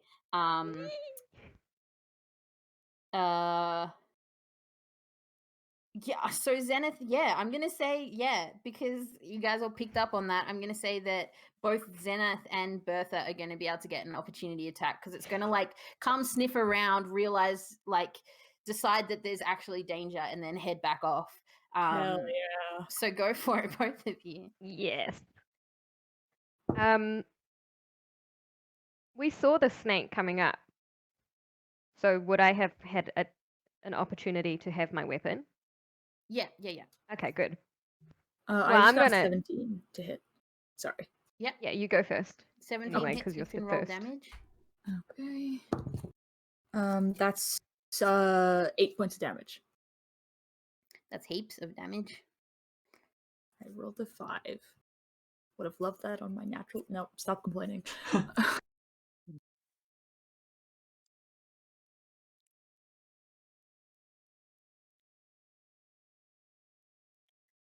I We're got getting a to dirty Nico. 20. And dirty 20 absolutely hits. Yeah. And I'm going to hit it with my battle axe. Not my battle axe, my warhammer. And that was rolled a 5 plus so that was a 9. Amazing. Awesome. All right, yeah. So both of you sort of, and like the speed you are having, Zenith, like you guys, if any of you can see them out of the corner of your eye, they're like top monk shit. Like because in this turn you've like wailed on these constrictor snakes, and then also popped this poisonous snake as it's headed towards your friends. And Lady Bertha, you're very happy that your illusion is functioning the way that you wanted it to, and just kind of annoyed that this snake wanted to come up and have a sniff around. You're like, there's fire. And yeah, you absolutely pretty much hit it like in its face, and it like rears back and is and like equally with the fire. No, it was already getting Like, away. no wonder it couldn't figure out the fire. We're just like, Yeah. It's You all bonk it on the confusing head a for couple times. everyone. Akuda, it's your turn. All right. Arcuda will let out a very loud battle cry in Orcish that all of you are familiar with the countless battles you've been involved in, and you know that it means for honor and glory, as Arcuda charges forward, feeling the adrenaline of battle, and you see them, familiar to all of you, grow just a few inches and become bulkier, and the hair becomes thicker across their body as they become more bear-like, and they let out a bearish growl as they heft their giant maul in rage and slam the snake that Zenith has been pummeling to death into the side of the cave. Recklessly as well. So here's the first attack. Yeah, so it's a natural 19, so 27. But let's see if I get a crit. Nope, second one was way worse, so I'll take the 27 for the first strike. Absolutely hits. Holy crap. So then for the second strike, I'll just do them both at the same time. Second strike is a 22 to hit. Also hits. Okay, so the first attack's damage is 11 points. And the second is another 11 points, so 22 points total as with the force of the first strike, I slam the head of the snake towards the side of the cave, and then come crashing down on top of its head with the second. And on that second blow, it is lifeless, like smooshed, half its head smooshed against the side. Like, yeah, you have royally destroyed that snake. Letting out another loud growl in victory. Just destroyed it. Amazing. Okay, good stuff, everybody. You have that fire illusion still going out ahead of you, like scaring away a bunch of the snakes, but coming underneath, potentially just because I rolled, like potentially a bit more focused on the fervor of the fight than on the illusion of the fire. There are like regular sized snakes also coming up around all of your like getting in amongst it around all of your legs. And so there's like the way I've written it, there's like 3 swarms of these like poisonous snakes, and two of them have gotten scared and sort of hanging back or running away from this very, very useful fire illusion. But there's one swarm, and they're each going to have a go at biting your legs, each of you. So awesome. So the first one's going to try and bite Zenith. And I rolled a dirty 20. Yeah, that definitely hits. Okay, so that's only 3 points. That's 2. That's only 3 points of piercing damage, but you need to do a con save to see if you are poisoned. The DC is 12. All right. Okay, con. Fuck. You have a D4 if you need it. Oh, right. Oh. Okay. I rolled a 10, so I need a 3 or higher. I got a 3. I got 13. Nice. So wait a minute. I'm sorry. I rolled a D12 instead of a D20.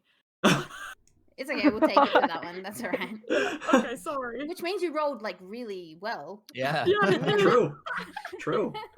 Whoops. Okay, that you are not poisoned, so you just take the 3 points of piercing damage. Woo. Awesome. Who's next? Lady Bertha. That was a 13. Nope. So you managed to like kick off that one that's yeah that's gotten under you. Klaus. Oh, Klaus, I only rolled 11. No. Doesn't hit. Do you reckon you managed to avoid it? Like, Can I kick both of the snakes so one of them you know is what kicked I'm away from imagining him? is that like the snake like jumps up to try and bite me, and Klaus goes ah, and like it just kind of like hits my shield instead. I'm just like oh Yeah. So it's Just not like, one of those. It's not even on purpose. It's just this like involuntary twitch, and the snake just like hits the shield. Yeah. And it's like done like with its fangs, like it was fully prepared to like strike, and instead it's like just struck a shield. Love it. And Akuda,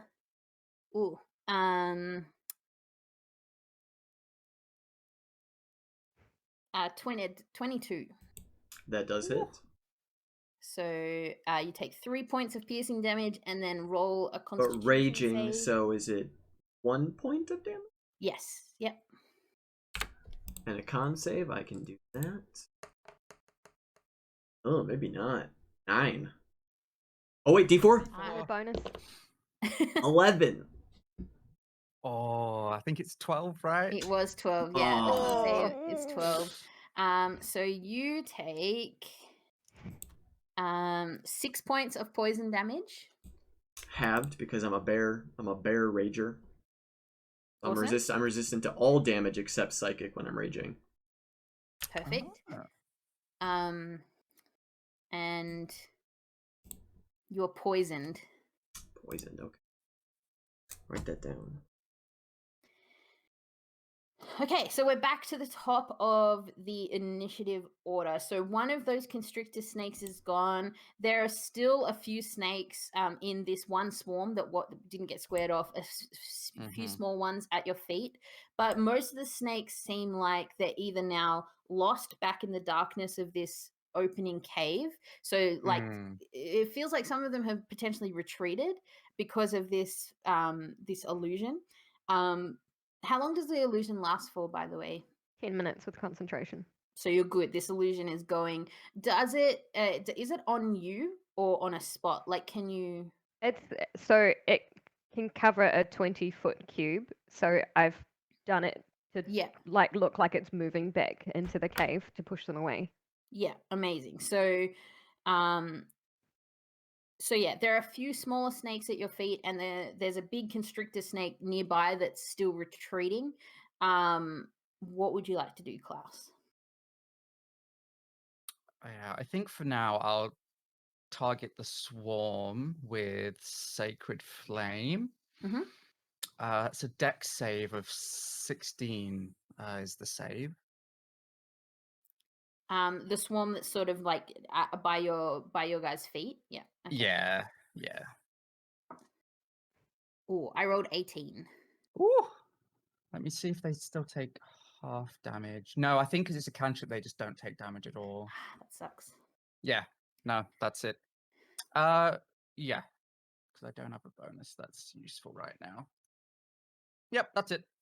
Yeah, I would say casting that cantrip, you've just been like a little bit too cautious in not wanting to you're like trying to do it so that you don't quite get anyone's legs in or and just because of that it's sort of like failed.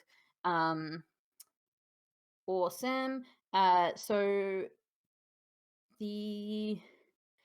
So I'm going to roll to see if this constrictor snake can work out that it is a illusion or that it's just like I don't know, that it's not like a big deal. I don't know what the snake would actually think, but and I understand that's an action.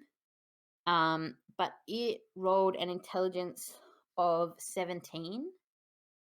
Okay, so on its next round, this constrictor snake is going to be not bothered by the fire illusion. Potentially, it's hung around close enough that it's like it's not getting hot It's enough. not very and warm. Yep. Yeah. But that's its go. Lady Bertha, it's your turn. So the swarm of snakes is at our feet, like mine and class's feet, basically. And that's the closest one. How far away is the constrictor? It's still fairly near. I would say it's probably like 10 to 15 feet just ahead of you. It's not Okay. stopped. It's like retreating, but as we're like, time is slowed down, so it's like, yeah. Yeah, well, I mean, seeing Zenith hummel the snakes previously, I'm just going to focus on the swarm of snakes. Yep. And if they're at our feet, I basically want to like jump up and like body slam them. Yeah, do it. So is that an unarmed strike? That will be an unarmed strike.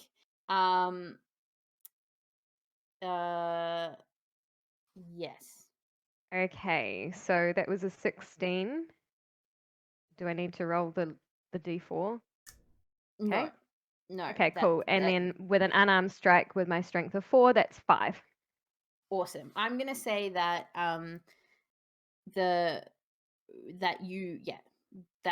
you pretty much land on this and you do damage to like this swarm that's at your feet. You manage to like get across all of them. You're now kind of in amongst it, but I don't care. I mean, I'm gonna use my movement to get back up, but yeah, cool. And yeah, you see like some are a bit half squished. That was good. Is there anything else you'd like to do? I will inspire maybe a Kuda this time. Nice. I love the body slam. It feels very like exhibition match at the circus. Like, when the circus used to have people you could actually fight? Like, I know my grandpa, like as a little kid, used to like fight people in the circus around Australia. Okay, Maybe it's totally an Australian thing. But yeah, that sounds and she's she's quite she wears quite nice clothing, like pretty frilly womanly clothing, and then she's just like I love it. So good. That was Lady Bertha. Zenith. Lady Bertha's just body slammed a bunch of snakes near you. What would you like to do? Zenith goes, woo! And then fucking swings at okay, wait, it's the constrictor who's still near me, question mark? And then the poisonous snake is also near me, yes? So they're both retreating. So you'll have to sort of like follow them a little bit to like they're probably 5 feet out of your range. But yeah, they're there. I'm gonna jump forward and slam down on the poisonous snake. Oh yeah, do it. Let's see. This time I'll actually roll a d20. That is a 17 to hit. Does hit. Fantastic. Ooh, that's 9 points of damage. Second attack. I'm going to swing at it one more time. That's 16 to hit. That hits. Cool. 6. That is 8 points of damage. Heaps of damage. Wow. Fantastic. And then how many key points do I have? Do I really want to spend another one? Yeah, fuck it. Flurry bows. Go. Do it. I swing again. It's getting worse. What the fuck? A 12? D4? Doesn't hit. D4? Oh wait, D4. Am I out of range, or would I be okay? No, you're close enough. You only have to be within 30 close feet. enough, right? Yeah. It's yeah, huge. 30 feet. Yeah. That's 4. So that. What did I roll? 12. That will. 16? Yeah, 16. Yeah, that'll hit. Okay. Cool. You might kill this snake. 6 points of damage. And then I get one more hit. Okay, yeah. Please, sir. I want to kill poisonous snake. Yes, that's 25 to hit. Hits. Okay, come on. That's super cocked. That's 6 points of damage again. Yeah, yeah. All right, describe that whole thing to us. How do you pummel this snake to death? I do like I get like really excited when I see Lady Bertha just fully like body slam. So I go like woo, and then I do like one of those fun like cartwheels, but where they put their weight on the staff, and then in the upswing of the cartwheel, I just go oh, bam! Oh, and then I'm gonna be pull like- back and go oh right, and just keep poking him. Destroyed. Just destroyed this snake. Yay. Incredible. I love bugs. Wow. You're right. Good. 5th level characters are great. Amazing. I'm very lost now because I just watched you pummel that snake. All right. Well, it was going to be that snake's turn. So just like pull one out for the giant poisonous snake. And now it is Akuda's turn. Are there any other giant constrictors? Yep. So there's one that's retreating. Or if you run through, it will look like you're bursting out of the flames. Oh. No one escapes the thrill of battle as I go barreling towards it. Feeling a bit worse though since I am poisoned, but I shall still recklessly chase after and slam into this retreating coward with just as a straight roll, because I'm assuming poisoned is disadvantage on attacks. Or is this a different poisoned effect? If anybody has, I don't have D&D Beyond open, but I would have to look it up. If anyone can look it up in the drop down for the conditions. I think. Oh, here it is. Yes, attack rolls and ability checks have disadvantage. There you go. Yeah. So it's just straight. So just straight roll. Okay. First attack. Oh, whoop! I accidentally rolled damage. First attack. Ooh, only an 11. Oh, D4. Hold on. Wait, D4. 4. 14. Dude, that clutch D4. Oh yes. my And goodness. by the way, you can, because I'm a Velibard, you can use your inspiration on your damage, your weapon damage. Oh snap. Okay, I see you. I mean, I would have already known that since we've been traveling for years. Of course. So then the second strike is going to be 25 to hit. Yep, hits. Okay, so the first slam damage is 9, but you know what? We're going to throw in the D8. We're going to use that inspiration. We're feeling it here. Let me get my D8 out. I don't know where it is. Here it is. So 11, not much better. 13 points of damage for the first slam, as I expend that inspiration, and the second wallop is gonna be 11 damage. Oh my god, I keep rolling 4 on the damage dice. Nice. So awesome. So 24 altogether for that attack. Crunch.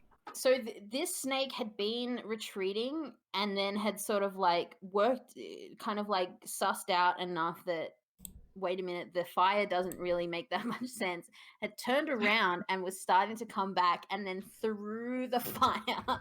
Yeah. This barbarian. the ring of fire. Yeah. Is just wailed on it, and it's it turns out the illusion was dangerous and it's very hurt. Amazing. These snakes at your feet, some of them are going to be, I'm going to say, are too sick to hurt, so I'm just going to roll to see who still gets attacked. So just Lady Bertha and Klaus are going to get attacked again by the poisonous, the regular sized snakes at your feet.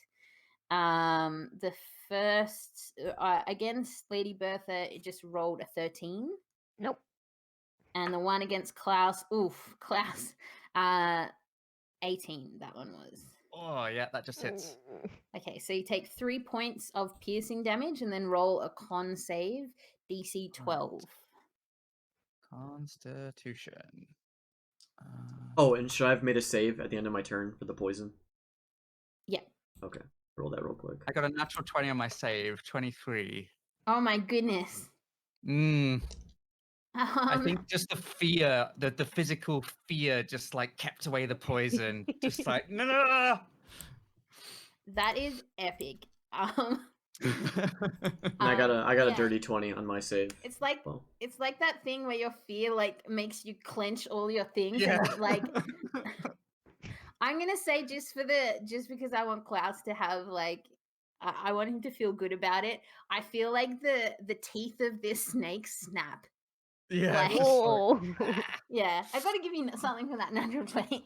So they're like, shh. And this snake is not definitely hurt, but like it has very royally been put in its place. And it didn't hit. Wait, it didn't hit you, Akuda. no. So you didn't have to do a save because it didn't. Or this was the previous turn when I had taken damage from the snakies. Oh, and did you say you got a dirty 20? Yeah. Yeah, so you've I don't know. I've expelled the poison from my You being. just spit it out. Yeah. I hawk it up. Amazing. Klaus, we're back to you. All right. So what's the situation now? We have the swarm, and Yeah, so there are still some smaller ones at your feet. Yeah. And the other smaller ones have like dispersed, so you can't see them. And there's just this one big constrictor snake that Akuda is wailing on in front of you. About 10 feet ahead. I guess I'll look around and say, are we doing this? Yes. Oh, okay. And I'll clasp my holy symbol, and as I just close my eyes and take a breath at the thought of advancing towards these snakes. Even in death, the spirits of my elven ancestors are here to help keep the peace. And 15 foot around us, there is just a plethora of spiritual guardians just giving us protection, which means that any creature that either enters the sort of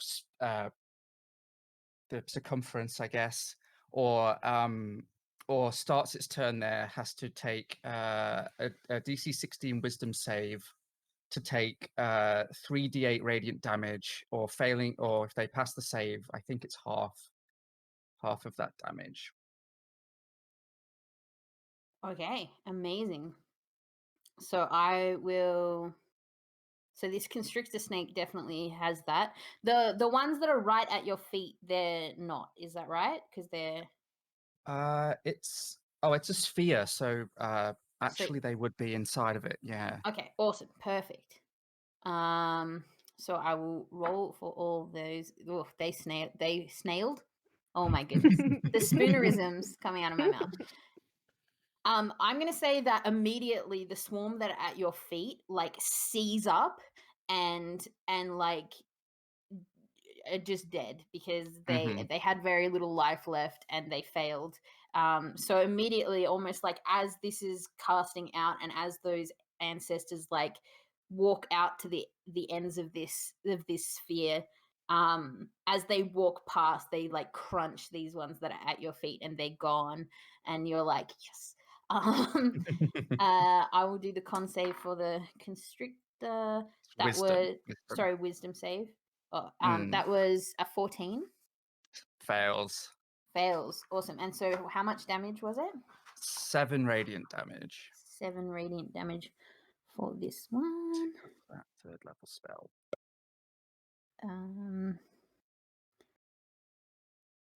I can math. I can. Okay. Awesome. So that constrictor, similarly has these ancestors basically walk right through them, and like shudders its whole, like the whole length of its body, but it is still up. And but that's the only. Yeah. that's it for me this turn, I think. Actually, no, I already cast a spell. It's okay. Yep. Okay, awesome. It is the giant constrictor snake's job. I'm going to actually roll to see if it it is an animal. So I'm just gonna roll to see if it's done with how difficult this kill looked like it was gonna be. No, it's annoyed, it's sticking around. Okay, so it's either angry or hungry, and it's gonna keep trying. So because Akuda, you're right there. It's Bring gonna it. it's gonna attempt to constrict you. So do a DC 16 strength save. Alrighty, and I believe I have advantage on those because of rage. Sure. Yes. Yep. Okay. Yeah, you do. Strength save, you said? Mm-hmm. Saving throw? Okay. Oh, both terrible. Okay, No. so my highest one was a 13, so let's get this D4. Oh, 4! So 17. Strength save. yeah. Oh, well done. These D4s, so, my god. I know. Or your god, not my god. So yeah, you managed to I think you still take half, like it still like crushes you, and you take half the bludgeoning damage, and then that would be, I think, halved again. Yes. For you.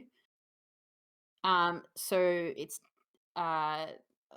so you take 2 points because it was 5. Sorry, it was 10, but it was halved to 5. Gotcha. So you take 2 points bludgeoning damage. As you sort of it whips around you, but then you push it off. Gotcha. It's not having a very good time, this giant constrictor snake. Lady Bertha, what would you like to do? Okay, well, I am first and foremost a bard and an entertainer, so I'm going to just do things that hopefully look cool. But I want to launch myself through the air and as I come out the flames, yell "Yoo-hoo!" and grab onto the snake Big summer and blowout. smash it into the ground. Amazing. Yes. Seeing the majesty of Akuda using your illusion essentially as pyrotechnics for his his show, you don't want to be you don't want it to be upstaged. No way. So, I mean, I want other people to look cool too, but I want to look cool. so 22 go for it. on an unarmed strike again. Yep, absolutely hits. And that will be 5 damage as I slam its Nice. face into the thing.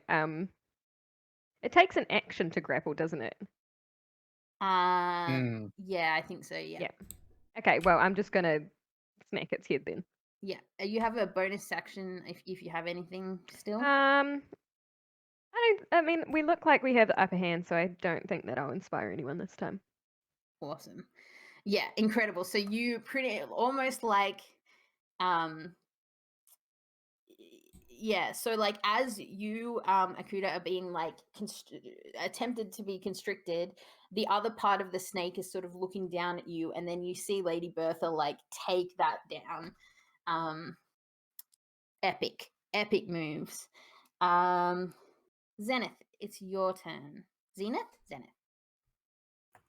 Zenith, but who cares, honestly? I think I think people pronounce it differently depending on region as well. So yeah, it's like a star thing or something. I don't know what I'm talking about anymore. Something Wait, like that. the sun is a star. Don't worry, you were right the first time. True. It's a space thing. It's a space Whatever. thing. I'm gonna start hitting a snake with a Do it. stick. Yeah.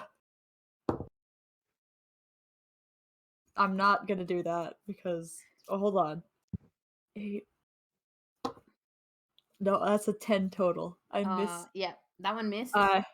I whiff and then I swing again, kind of frustrated. Not much better. Hello? 12. D4? 12 misses. D4? D4? I added the Oh. D4. Oh no. Nope. You know what? Oh, Can I inspiration? play those even if I get inspired. Did I? Mm. Wait, No, I didn't get inspired. didn't you, or did No, you already you used your expend? inspiration. Oh. Used it. Oh, I used that. I used that. Yeah. Can I use flurry of blows even if I didn't hit? Don't think so. From memory, you have to hit to be I able think you to have to use save. the yeah. All right, that's fine.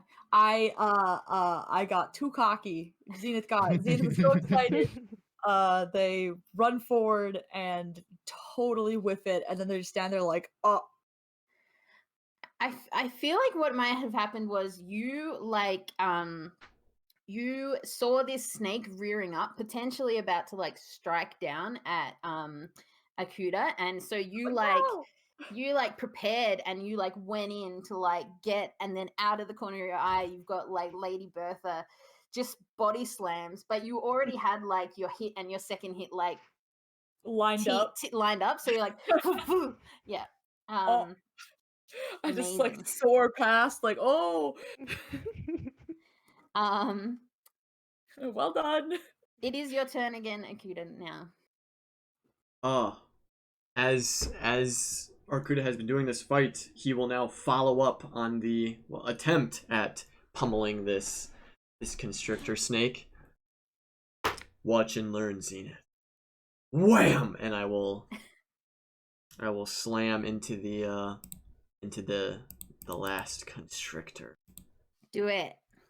The first strike recklessly will be a 24 total.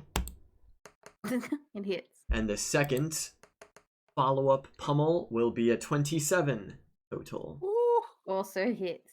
Okay, and here comes the damage. The first one is 14 damage. And the second is 10 damage. As I am just relentlessly smashing into the face of this constrictor. The first hit kills this constrictor, and then you're in a bit of a like frenzy rage, yeah, and so you're continuing to wail on it as the rest of you start to come to the realization that like so that was Akuda, and so Klaus, as you sort of you're teeing up for a next hit and there's not currently a foe nearby. But there's still lots of little snakes. No, Klaus is sorry. There are still snakes that are somewhere in the cave because but like currently from what you can see, there's nothing currently that you can see. Yeah. I'm gonna like just get up and dust my skirts off and be like, "Oh, lovely," and give everyone a little clap. Zenith was. I imagine they were like jumping to do that final hit when they missed, so they like hit the ground, roll, come up standing, and kind of just like walk off like nothing happened. Like, yep, totally, and then I guess the tunnel continues in one straight direction, or is it branch? So it's like even with dark vision, this is sort of very dark. Like this, where you are now, it's continuing forward but opening like this. Still getting bigger. Yeah, and as you sort of walk past the corpses of these snakes, it's opening up, feeling very much like a larger cave that you've entered now. Okay. I'll should dispel we the regroup? illusion. Okay. Is everybody okay? I am going to be very honest. Not really. Oh, that is not good. I was very excited and I forgot about mortal injuries and such.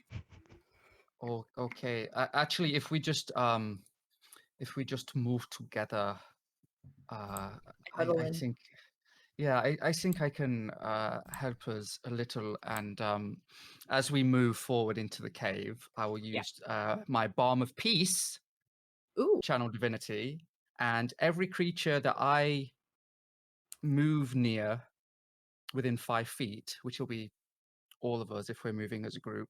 Mhm. Everyone except me will get 2d6 plus 5 hit points. Ooh. Okay. So are you gonna roll that, or should we roll that? I will roll that, I think. Okay. Okay. Cool. Okay, 6 plus 5, so that's 11 hit points though. Brings it back to full. That's much better. Thank you. And I'll keep the spiritual guardians up. I think I have that for 10 minutes. Yeah. Wow. Do they give light or no? Yeah, they're like radiant light. They are, yeah, they glow. So I will say that's like and you still have your torch, Lady Bertha, which thinking about you like flying and like wailing on that, but also having a torch somehow My is my incredible. mage hand had my torch, yeah, so it that's- was just like flying along next to me. You've got That's like awesome. lighting. You've got like perfect Mm. lighting for your show built in. So good. Perfect performer. Yeah. By the way, my inspiration comes from like feats of strength. So when I Nice. inspired you, Oh, that's that's why so I was sick. like, body slam. Yes, that's how you got your inspiration. I love love it. that. I love that concept of a bard. That's good. Right. Yeah. Yeah, it's a wrestling bard. It's great. Like, well, That's look at awesome. those muscles. I will say that the sort of eerie, almost glowworm like kind of glow that you get from this the spiritual guardians from Klaus show you that you what's the sphere size? It's 15 feet, so Okay, so no, it's just around you guys, but as you walk in, you can see that this is indeed a large cave. Not tall so much as just like it's going back fairly deep and you're in a big cave. And you can also see that the ground changes. So like from where Mhm. you're walking, you can see just ahead of you it gets very sandy. And then to your left, there's like it's sandy and there's like a bit of a walkway around to a second cave opening that's sort of off to the side. Mm. Hmm. It looks for now that the snakes have like fully Mhm. retreated. Like you can't currently see they've run off. They got scared by the fire. Yes. Okay, I'm gonna kind of like try and push us in, or not push us, but like I'm gonna get back in front of Klaus in case something does pop out again, and then try and go around to the side cave. Awesome. So with your torch, you're sort of like, is everybody gonna like head that way around the side? I'll stay with Yeah. them. Yeah. Yeah, I think staying as a group for now makes a lot of sense. Awesome. You head around the side, and as you're heading around the side with your light, it's a little bit hard to describe, but so there was this bigger cave ahead of you, and then sand, and then to the side another smaller cave. And as you're heading around the side to get into this, your light flashes light on sort of more of this bigger cave. And as you're coming around, you can see at the very back, against the back wall of this bigger cave, amongst this kind of different, this like sandy ground, is a like a big carved statue of some kind. Does it look like the one that we saw out, like the little one we saw outside? Yeah. Big version of the little guy. Because you don't have a lot of light, you would have to get closer to see. Right now, it's just like a form in the Can I darkness. send my torch over to it with the mage hand? Yeah, absolutely. So your torch goes out over this sandy ground and shines the torch by this big statue, and it's the statue of, as my brain's Yergel? telling me his. Thank you. My brain was saying Yerrick and then Jonathan, and I was like, it's not either of those. Great. I love Yeah, Jonathan. they're his brothers. They're Yeah, so close. yeah, absolutely. That's the trio he used to like be with at Yeah. the circus. Yergel. It's absolutely this Lemire that he described. It's got the body of it's got the tail of a snake, and it's sort of like reared up on its tail, and then it's got the body of essentially like a Goliath woman, essentially. Like in human mythology, it would be like a human woman, but it's just like a Goliath looking woman, and with like this huge, really cool like head adornment that almost looks like a what is that type of snake called? Cobra? Thank you. That almost looks like a cobra, but you can see that it's like a headpiece this Lamia is wearing, and it's got its arms out like almost like in a T pose, like, and it's just staring directly back down the where you guys have walked from. And it's like one carved unit. Yeah, it's almost there's a bit of space between it and the back wall, but yeah, it's just like an actual carved piece of stone. Is this what we're here for? We're Can we looking see for- Ashley in here? Yeah, where's the girl? So if you sort of pass your mage hand around, you can only see the rest of the cave. It's just this statue, and like except for where you walked, which is stone, it's just like sand. And then where you are right now, do you want to sort of investigate this like little side cave? Sure. Yeah, I want to Mm, investigate yeah, the statue first, though. I'll start meandering. I'll start like inching towards the side cave, like trying to be careful as I go. I'll go with Lady Bertha because I'm interested in this statue.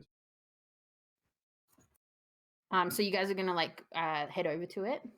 Yeah, I'm gonna not go on the sand. I'm gonna walk on the stone, though. So I'm scared of the sand.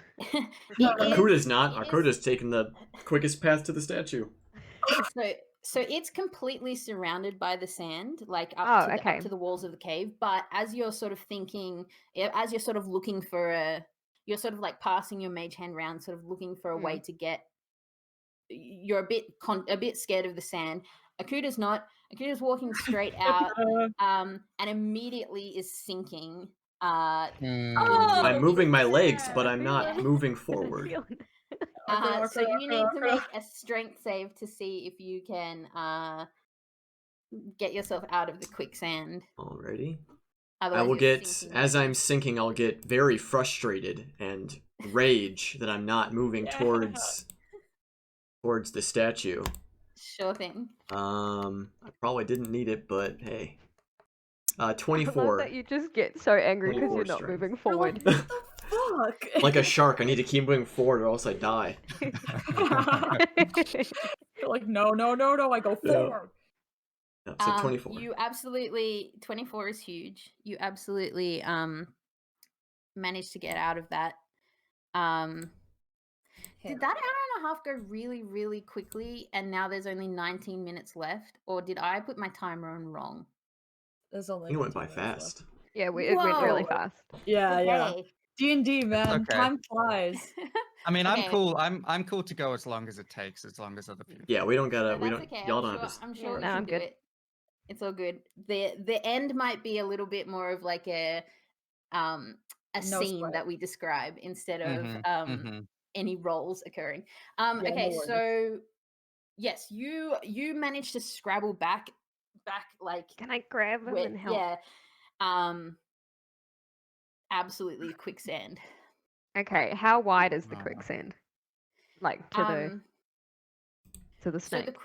So the quicksand is like the statue is sort of at the back, and the closest you can get to the statue is probably about 10 or 15 feet away, and then it's like a circle of quicksand, so it gets like a bit further away if you're like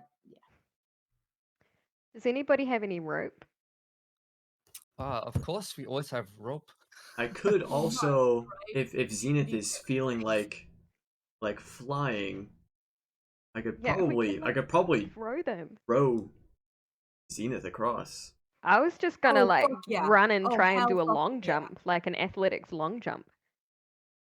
I want to fly. All right.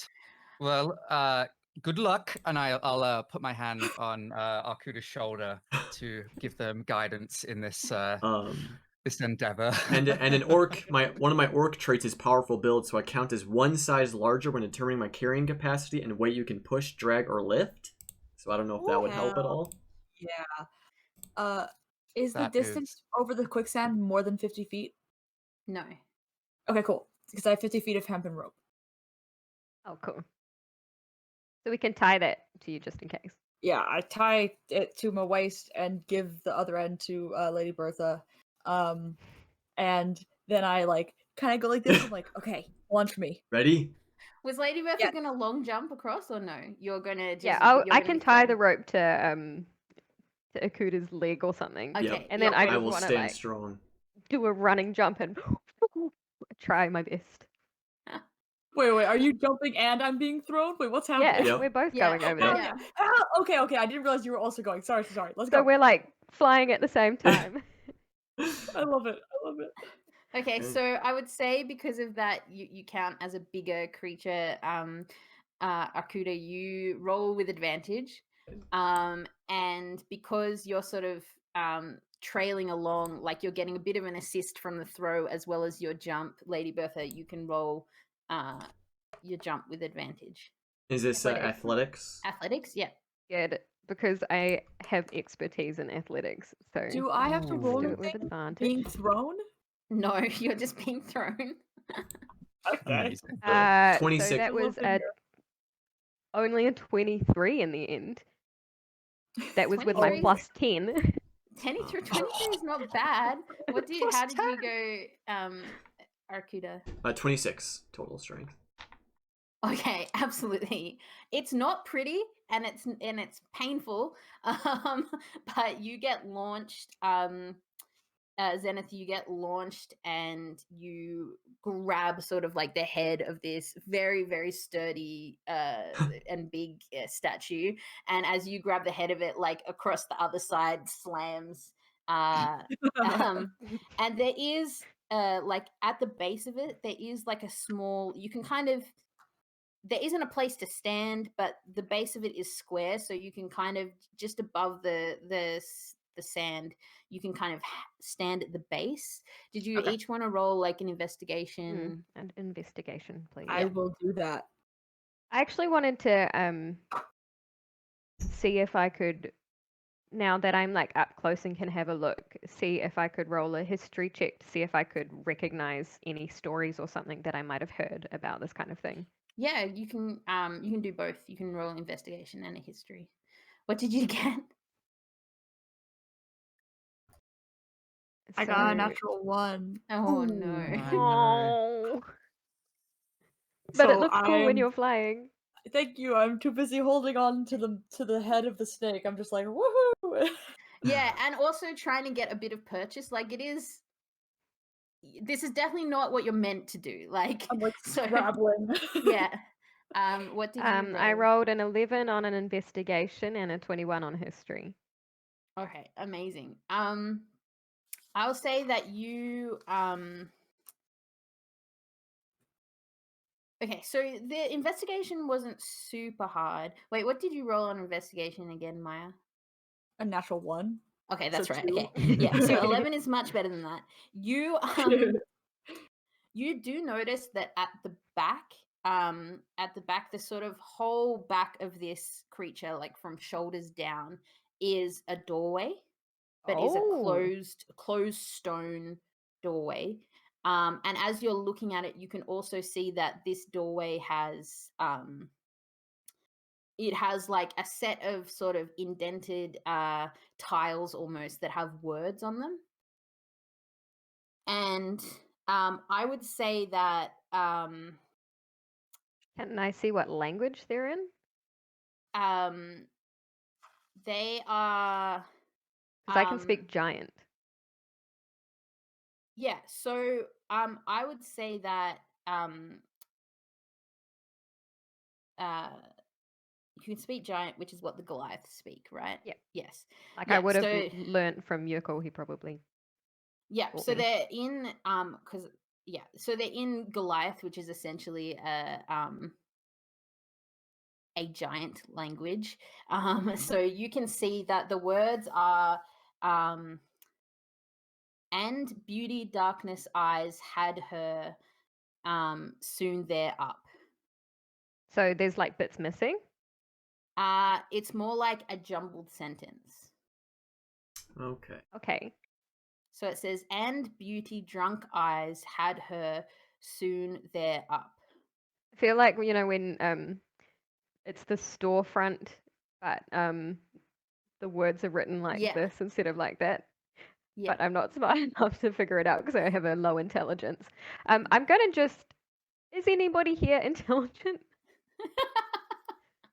However, Oh, Klaus, I will say, while your friends have been, doing this, you have a moment and you're sort of, recognizing that they've done that and being highly interested in sort of like different cultures and such. You're looking around and you're noticing that the walls of this side cave are graffitied. And they're graffitied in some of it is in giant and some of it is in common. The thing that's in common is swear words.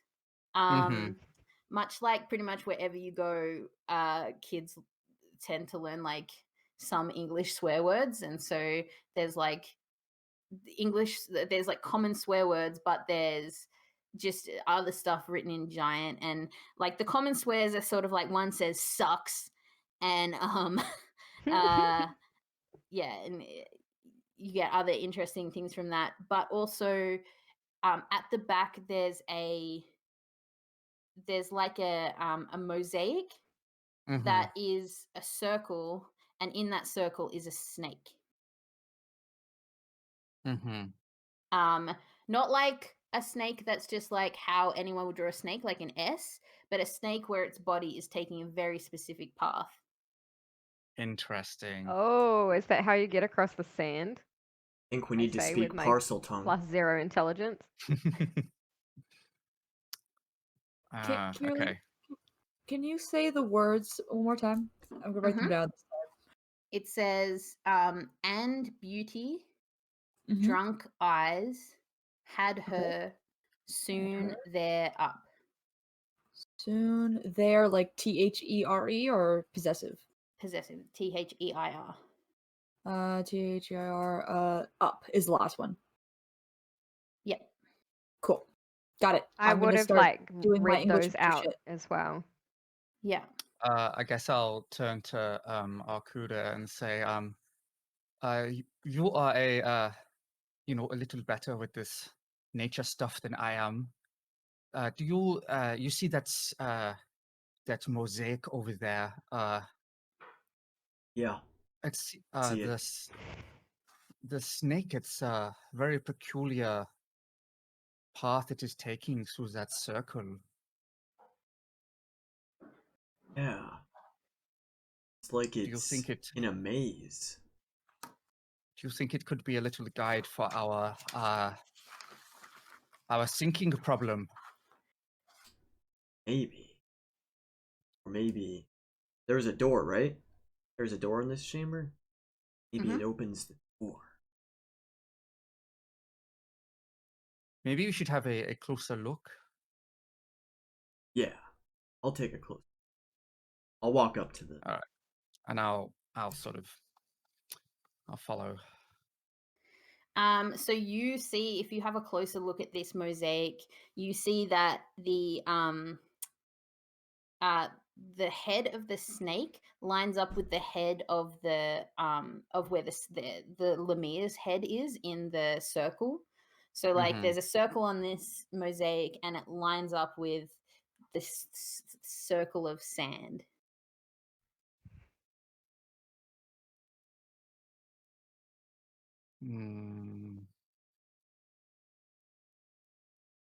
Oh, right, that was the wrong one.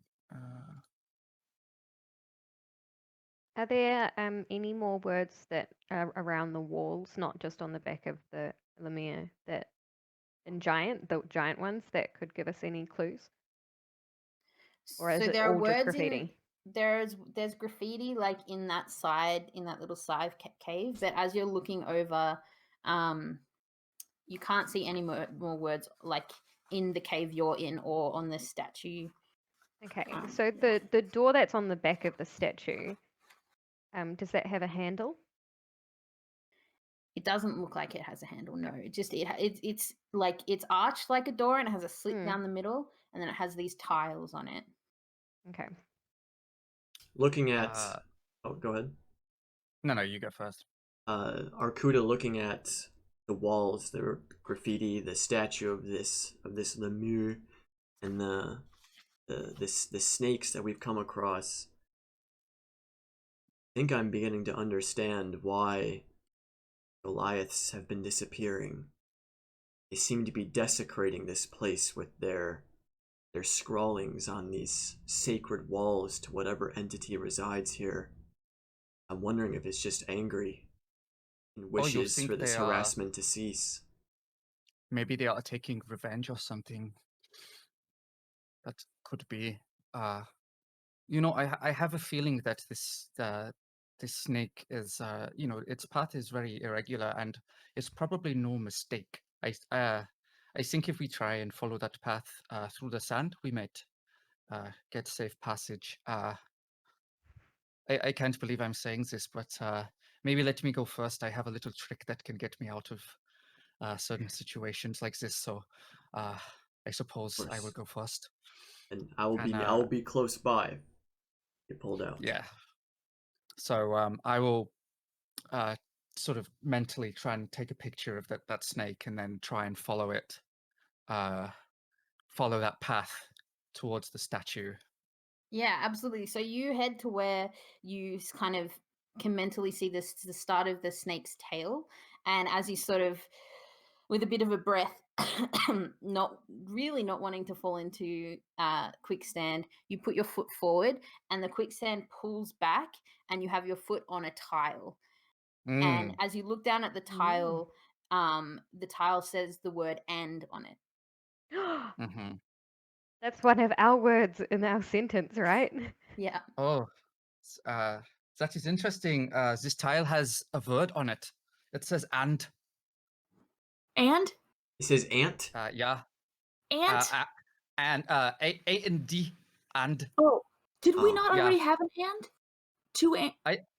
I don't know. I don't. What can you see over there? This makes. I mean, this means nothing to me. Wait, I have to retcon that.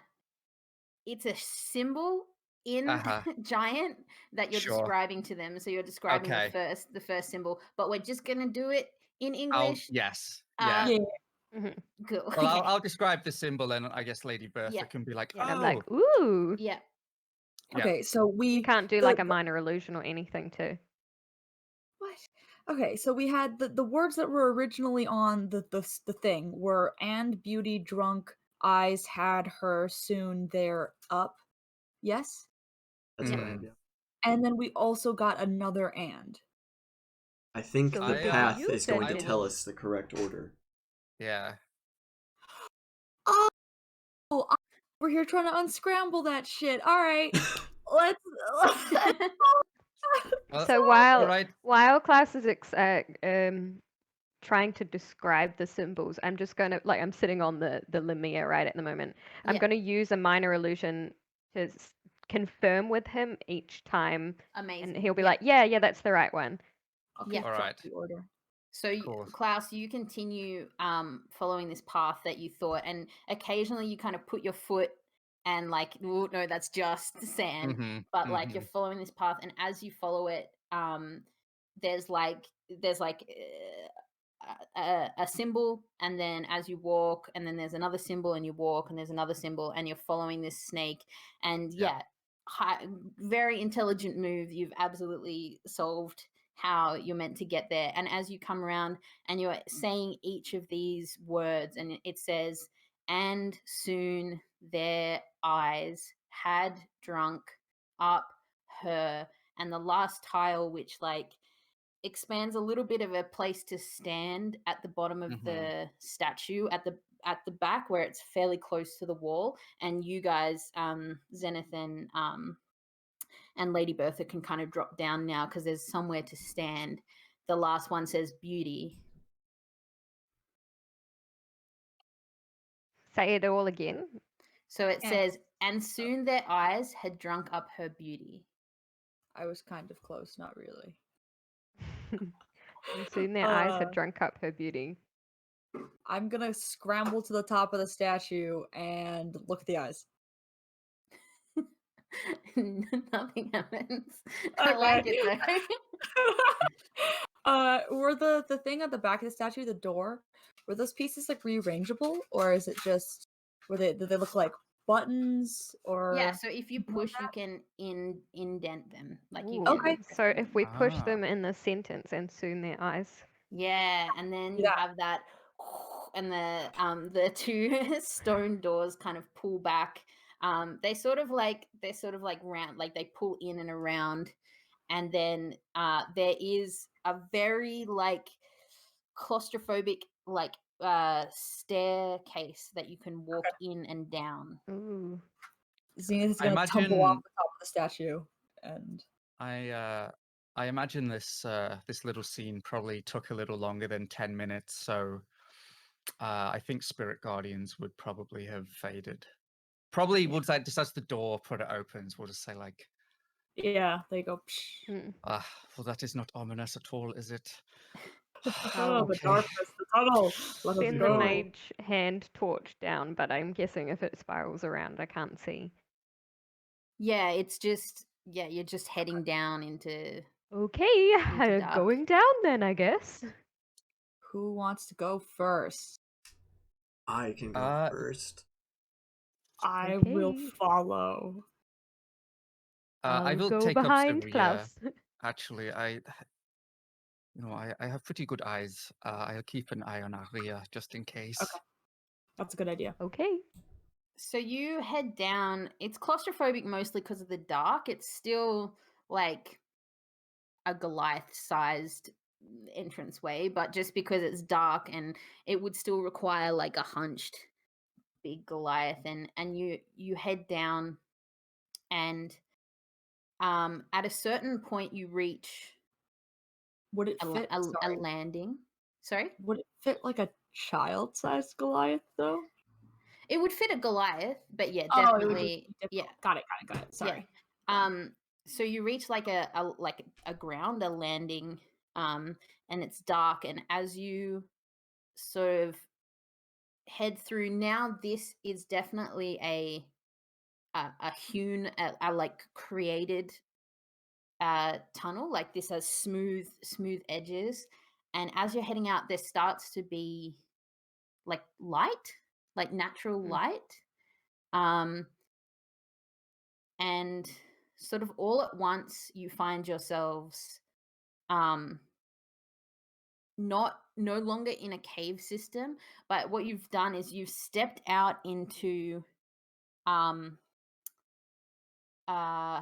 like a cavern, like an open to the light cavern, and you're on like a landing, a very lush green like landing, like a like as if you're on the floor of a open cave on the side of a big cavern.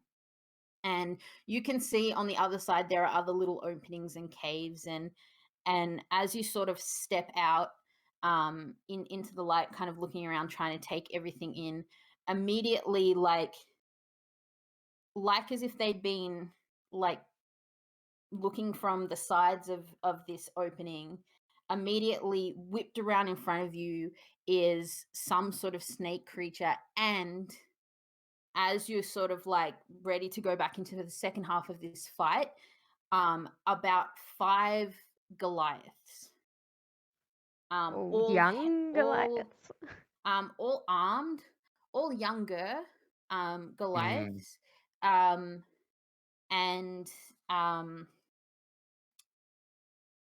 wait, let me actually read how they describe it so that I'm not totally off. So so this musty cave gives smell gives way to a fresh air. Abruptly, the passage opens into a canyon. Water trickles down into a wide pool. And yeah, you see these Goliaths with staffs at the ready. These Goliaths are on their feet, and an enormous snake with the body of a Goliath woman bursts in front of you. And this thing is like almost trying to get its body between you and these Goliaths. Oh, And protecting it's him. like we heard you coming. Who are you? I'm going to drop Speak to my swift knee. answers. So Yeah. keep going. No, yeah, it's good. Go. I'm gonna like drop to my knee when I see the Lemire looking thing, and like bow my head and say in giant, "My queen, we have come to rescue those who were lost." All the Goliaths are like fully standing at the ready. Some of like one of them, and if you kind of look across them, you can see there's like a slightly shorter, a slightly smaller one, and who's like death staring you, but like shaking. Can I Yeah, can go. I make an insight check to try and like I want to try and like determine essentially like what I think Yeah. the situation is here, like the relationship that is going on here. Natural 20, 28. Hey. So I'll give you that information after after the Lemire responds to Lady Bertha. The Lemire like gives you a bit of a weird look and says, "Get off your feet. I'm no one's anything. But Oh, I've sworn to protect these, and if you mean harm, then harm will befall you very soon. I suggest that you just leave." You from that natural 20, you, Klaus, are sort of putting things together in your head, and you're like, oh, the Lemire is kind of confusing, but the concept that maybe some people are choosing to step away from the village, and there's potentially like a small community being built here. You also, with that natural 20, I know it was insight, but like there are like evidence of people living here. Like there's a fire built up, there's furniture, there's examples of the same tents that were at the ceremony, although you know that those tents are like ceremonial. The giants have like a solid sort of stone and wood village they live in, but an example of like people recreating those tents and living in them here, you can see on this sort of big landing. And even from that natural 20, there are these Goliaths that are immediately ahead of you, but you can still see there's a few like further like hanging kind of back, almost hiding. Yeah. how many-ish are there? Alive?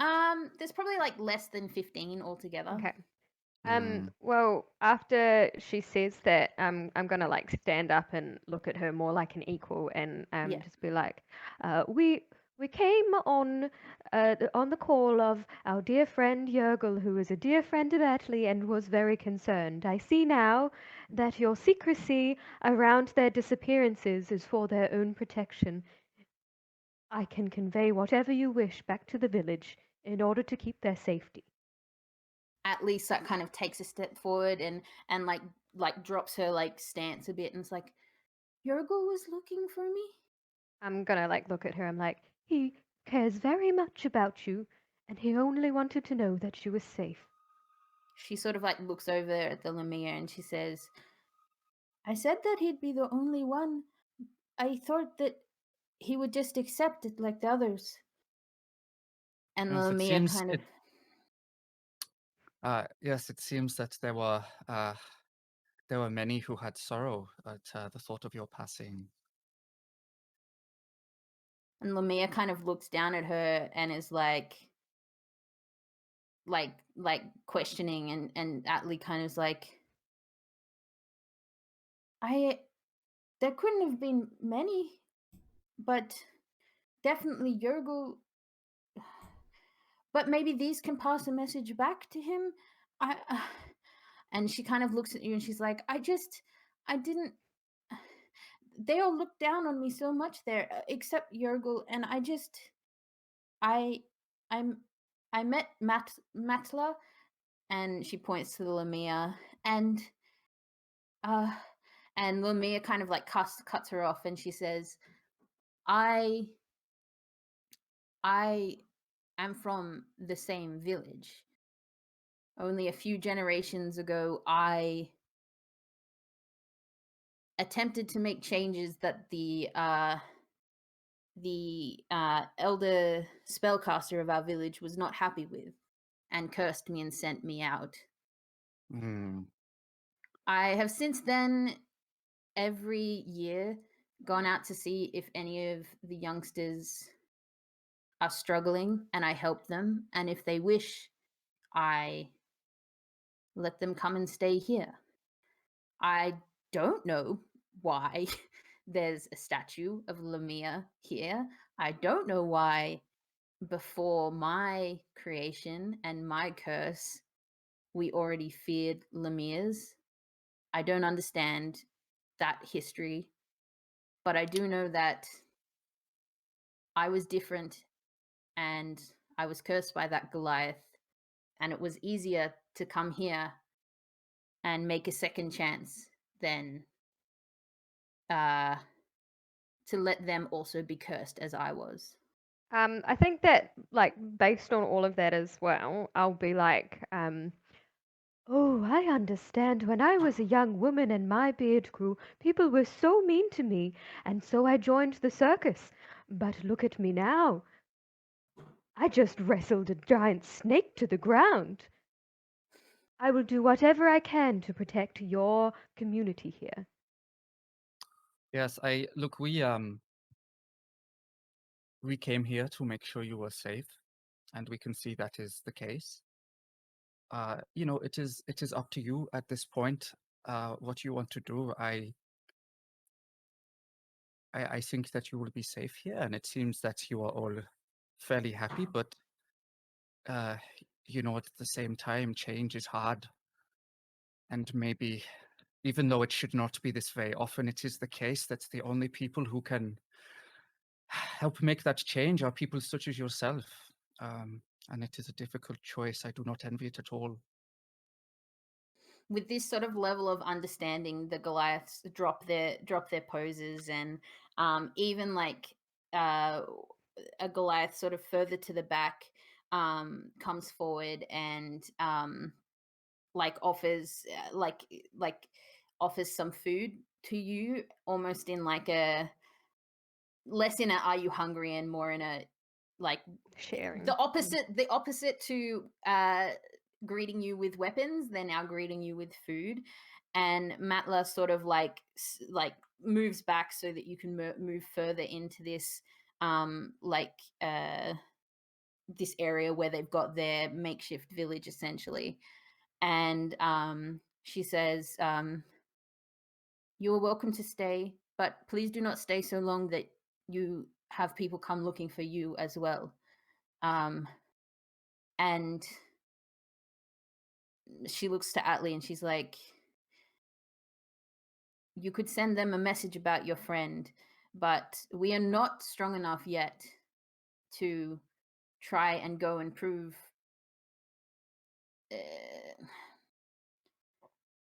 there would be a lot of concern and heartache if they found out that the children that they have mourned are here and living well. Maybe that is the strongest message of all, though, is it not? That you would choose to do this instead of living that life, I think that might actually be quite persuasive. I do worry about that idea, though. It seems that Elder Rhea has a strong hold on tradition and the minds of most of the villagers.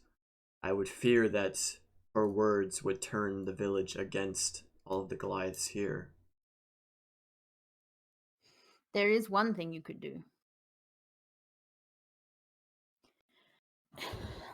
They do not. The only person who knows that I have been cursed in such a way is the elder. And if the village knew that, she would be cast out. She would be in trouble, because this is not how we are taught to deal with things. This is just how she chose to deal with me, a rival who had a tongue, too rude for her own self, I guess. However, the town do think that there is a snake or snake-like creature picking off the initiates. If you took back a head of a giant snake, maybe they would believe that you had killed the thing that had killed the young ones. And maybe we'll be strong enough next year to not take another initiate, but walk back out of the forest. And if this Yergul maybe also starts telling the chief about the potential of initiates from past years coming back out of the forest, maybe we'll be strong enough then. Can do this. I see no Would you like problem us with to that explain this whole thing to Yergul, or just... Matla kind Let of him looks know. at Atli, and Atli nods and is like, Yergul will understand. Yogul has a big heart. He will do his best to protect. He will be a great ally, I think, if you want to enact change. He seems to really understand your importance, and your potential contribution to your tribes. So He cares about the people who are different, I think. All of them, not just you, Atli, but all of them. And Atli kind of starts to cry, and she's like, maybe this was the wrong decision. I just didn't know what else to do, and they're so nice here, and the opportunity, and you don't know, they say such mean things about me, and Yorgul's Atli, child. If you're happier here and being treated better here, then this was the right choice.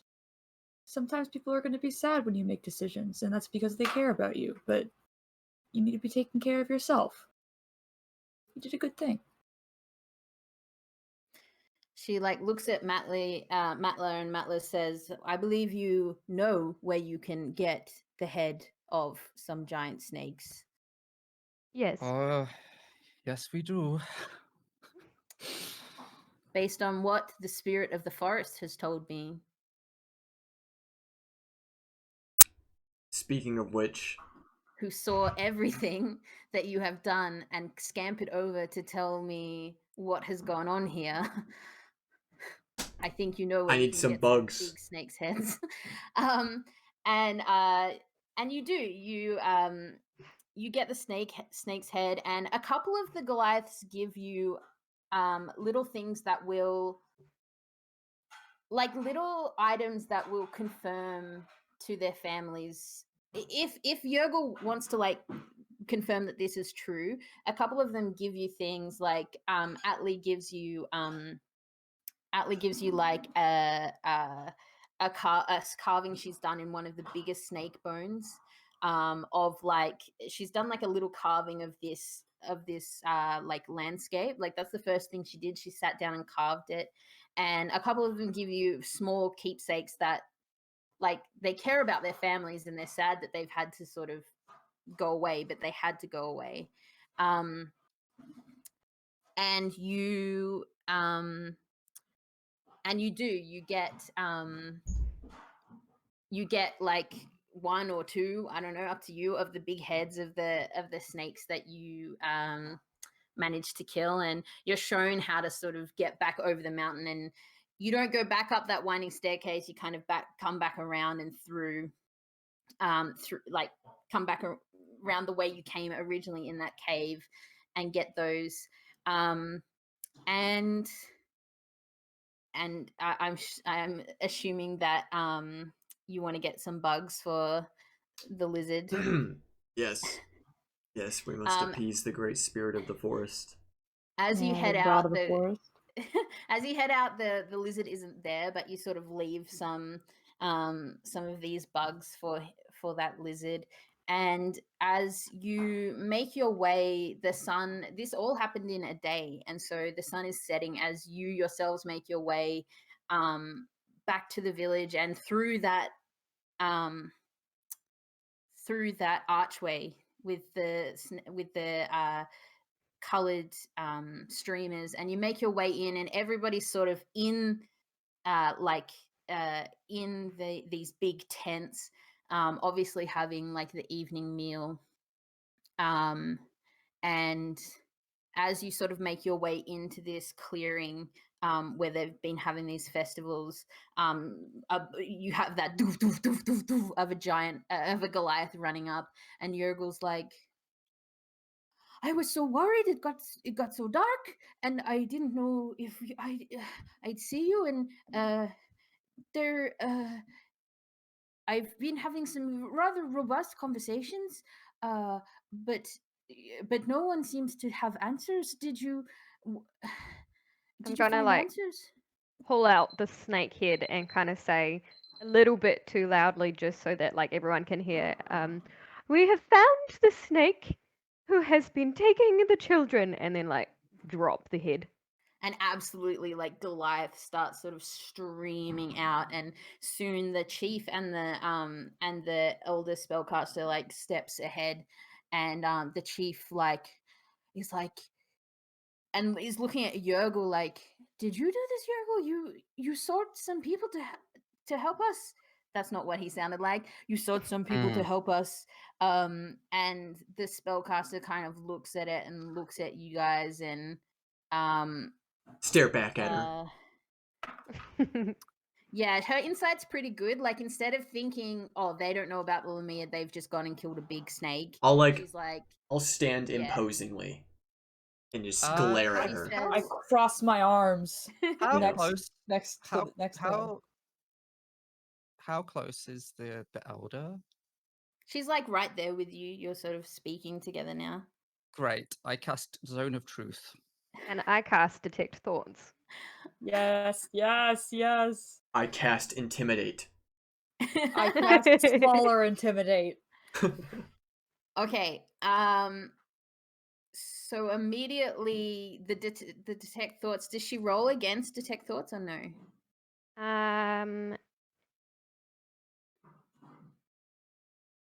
So I can learn their surface thoughts, but if I want to probe deeper, then they make a wisdom saving throw. She's not protecting her surface thoughts. Her surface thoughts are, they've seen Matla. What is this ruse? Like, she's like trying to put pieces together, but then she's also like, the chief can't know. And then she's saying like out loud, well, so, and does she roll against Zone of Truth? Charisma 16, yeah. Okay. Well, nah, she doesn't. She is about to say, you can hear in her thoughts, Lady Bertha, that she's about to she's like putting a sentence together that will make sense and be good for the chief. And she's like, and is there an emotion associated with that? Like, is it one of panic or one of concern, or? She's panicked. She's like a dark secret being found out kind of thing. Okay. Like, so she's like, I'm just gonna be as surprised. I'm gonna be surprised. I'm gonna be surprised as a chief. Cool. And then she's about to sort of say, oh, thank you so much. You know, we won't lose any young ones anymore. And then she instead says, instead, like, that kind of gets twisted, and she says, so I think Zone of Truth works where, like, you ask questions. Is that right? Until the spell ends, a creature that enters the spell's area makes the save. An affected creature is aware of the spell, and they can avoid answering questions, Yeah. but they can't lie, basically. Okay, so she's not going to give too much away right at the start. She's just going to say, like, you found her. And it's kind of ambiguous enough that everyone's like you meant Atlee, or you're calling the snake a her. Like, it's sort of ambiguous enough, but she's like shocked at that coming out of her mouth, because she didn't intend to really, that wasn't the sentence she was putting together. And she sort of like looks towards you wide-eyed. And I'll reply, you should be careful about the punishments that you dole out. Sometimes they can come back to bite you. And I'm reading the thoughts of her reaction to that. Absolutely. So the chief kind of looks at you, looking at the elder spellcaster, and is like, oh no, is starting to kind of explain, this is not a punishment, it's, you know, an initiation, and sometimes bad things happen, and thank you so much for getting this, like, this kind of spiel is starting up, because he hasn't recognized what's happening. You notice her thoughts. She's thinking she is thinking,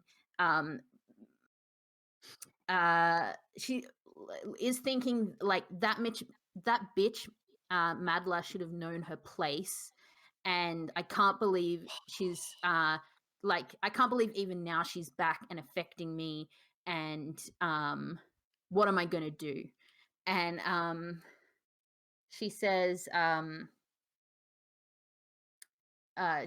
something like, to you, Klaus, she says, the punishments should fit the crime, I suppose. Yes, well, you know, in a lot of cultures, we do not view being oneself as a crime, just as part of who you are. You know, it's unfortunate that some of you feel this way. I think you're missing out on a great deal, personally.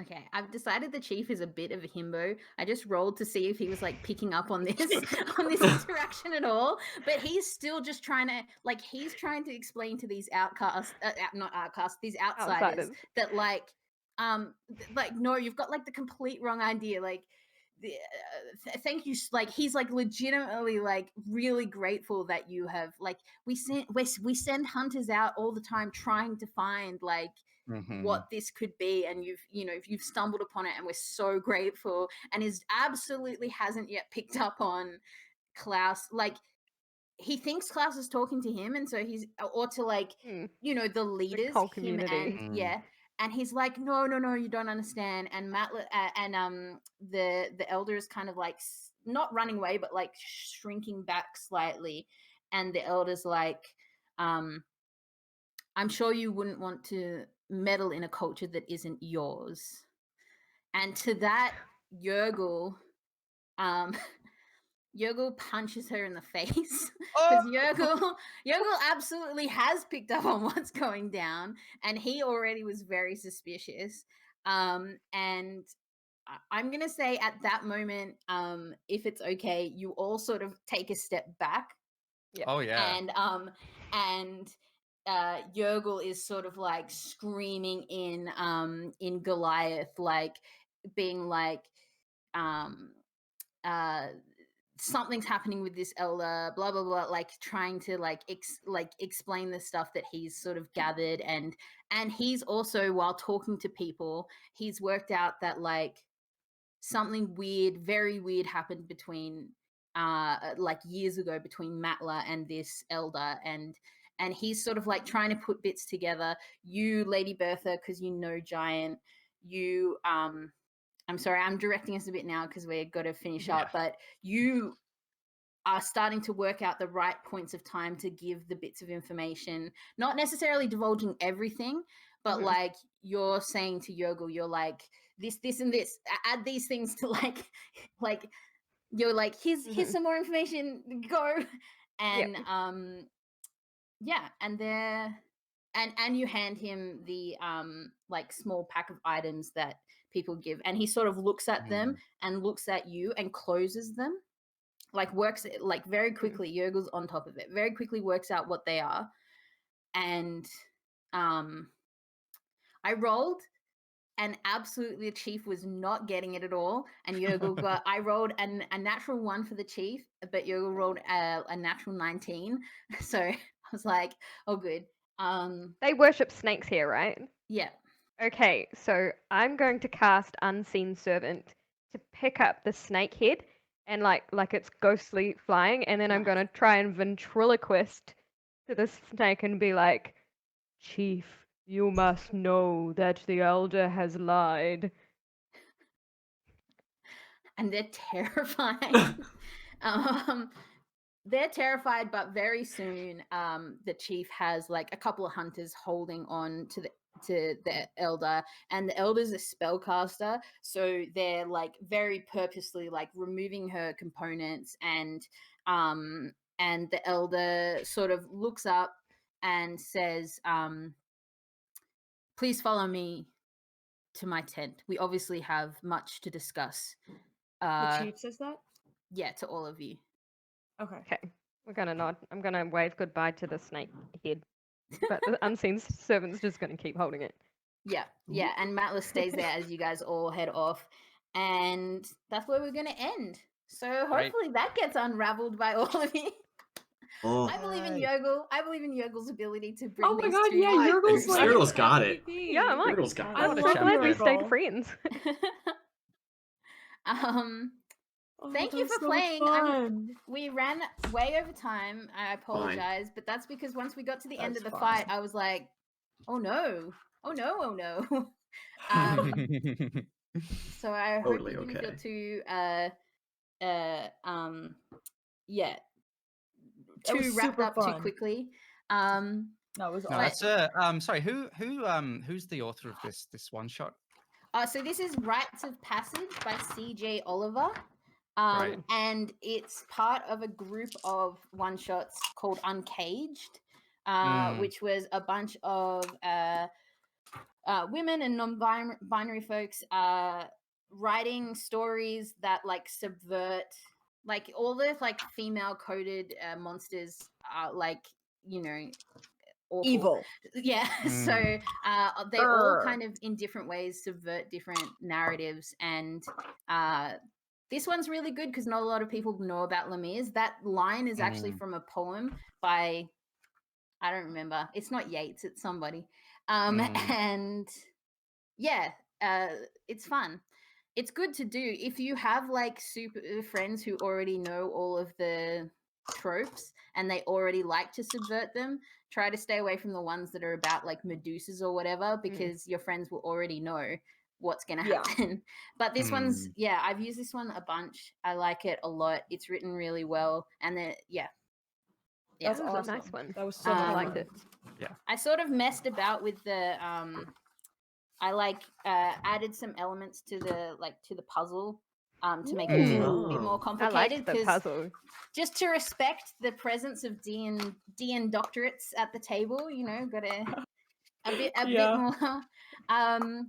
Well, you say that, but I managed to like completely stump the group once with 3 vases, so Always. you know it Love doesn't it. always work out.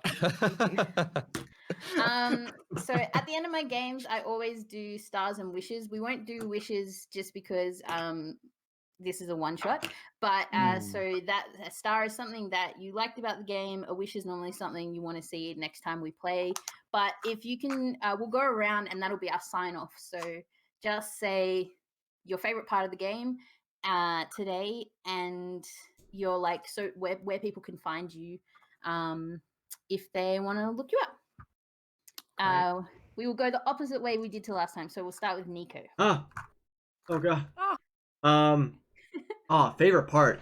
I love how each of our characters had very clear strengths, and I love how we each got to showcase them in like in the perfect way that I feel like just perfectly encapsulates like our characters. Even in a one shot, we got to really show each of our personalities very, very well.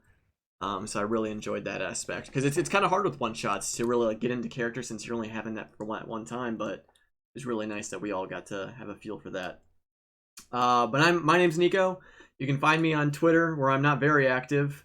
I'm mostly active on YouTube, which is just my name, Nico Nielsen, where I post highlights, do live streams, and it's just a bunch of fun time stuff, all revolved around Critical Role. But yeah, this was super fun. Thank you. Awesome, thank you, Debbie. Well, I think that my favorite part was the lizard. Skip the lizard.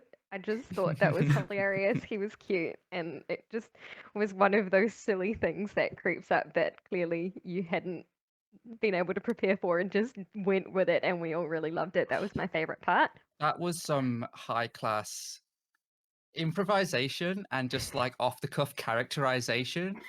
Just It was golden. Yeah. It was so good. And so I'm Debbie, and you can find me on Twitter at Dr. Remu, and I don't really do much else, so go there.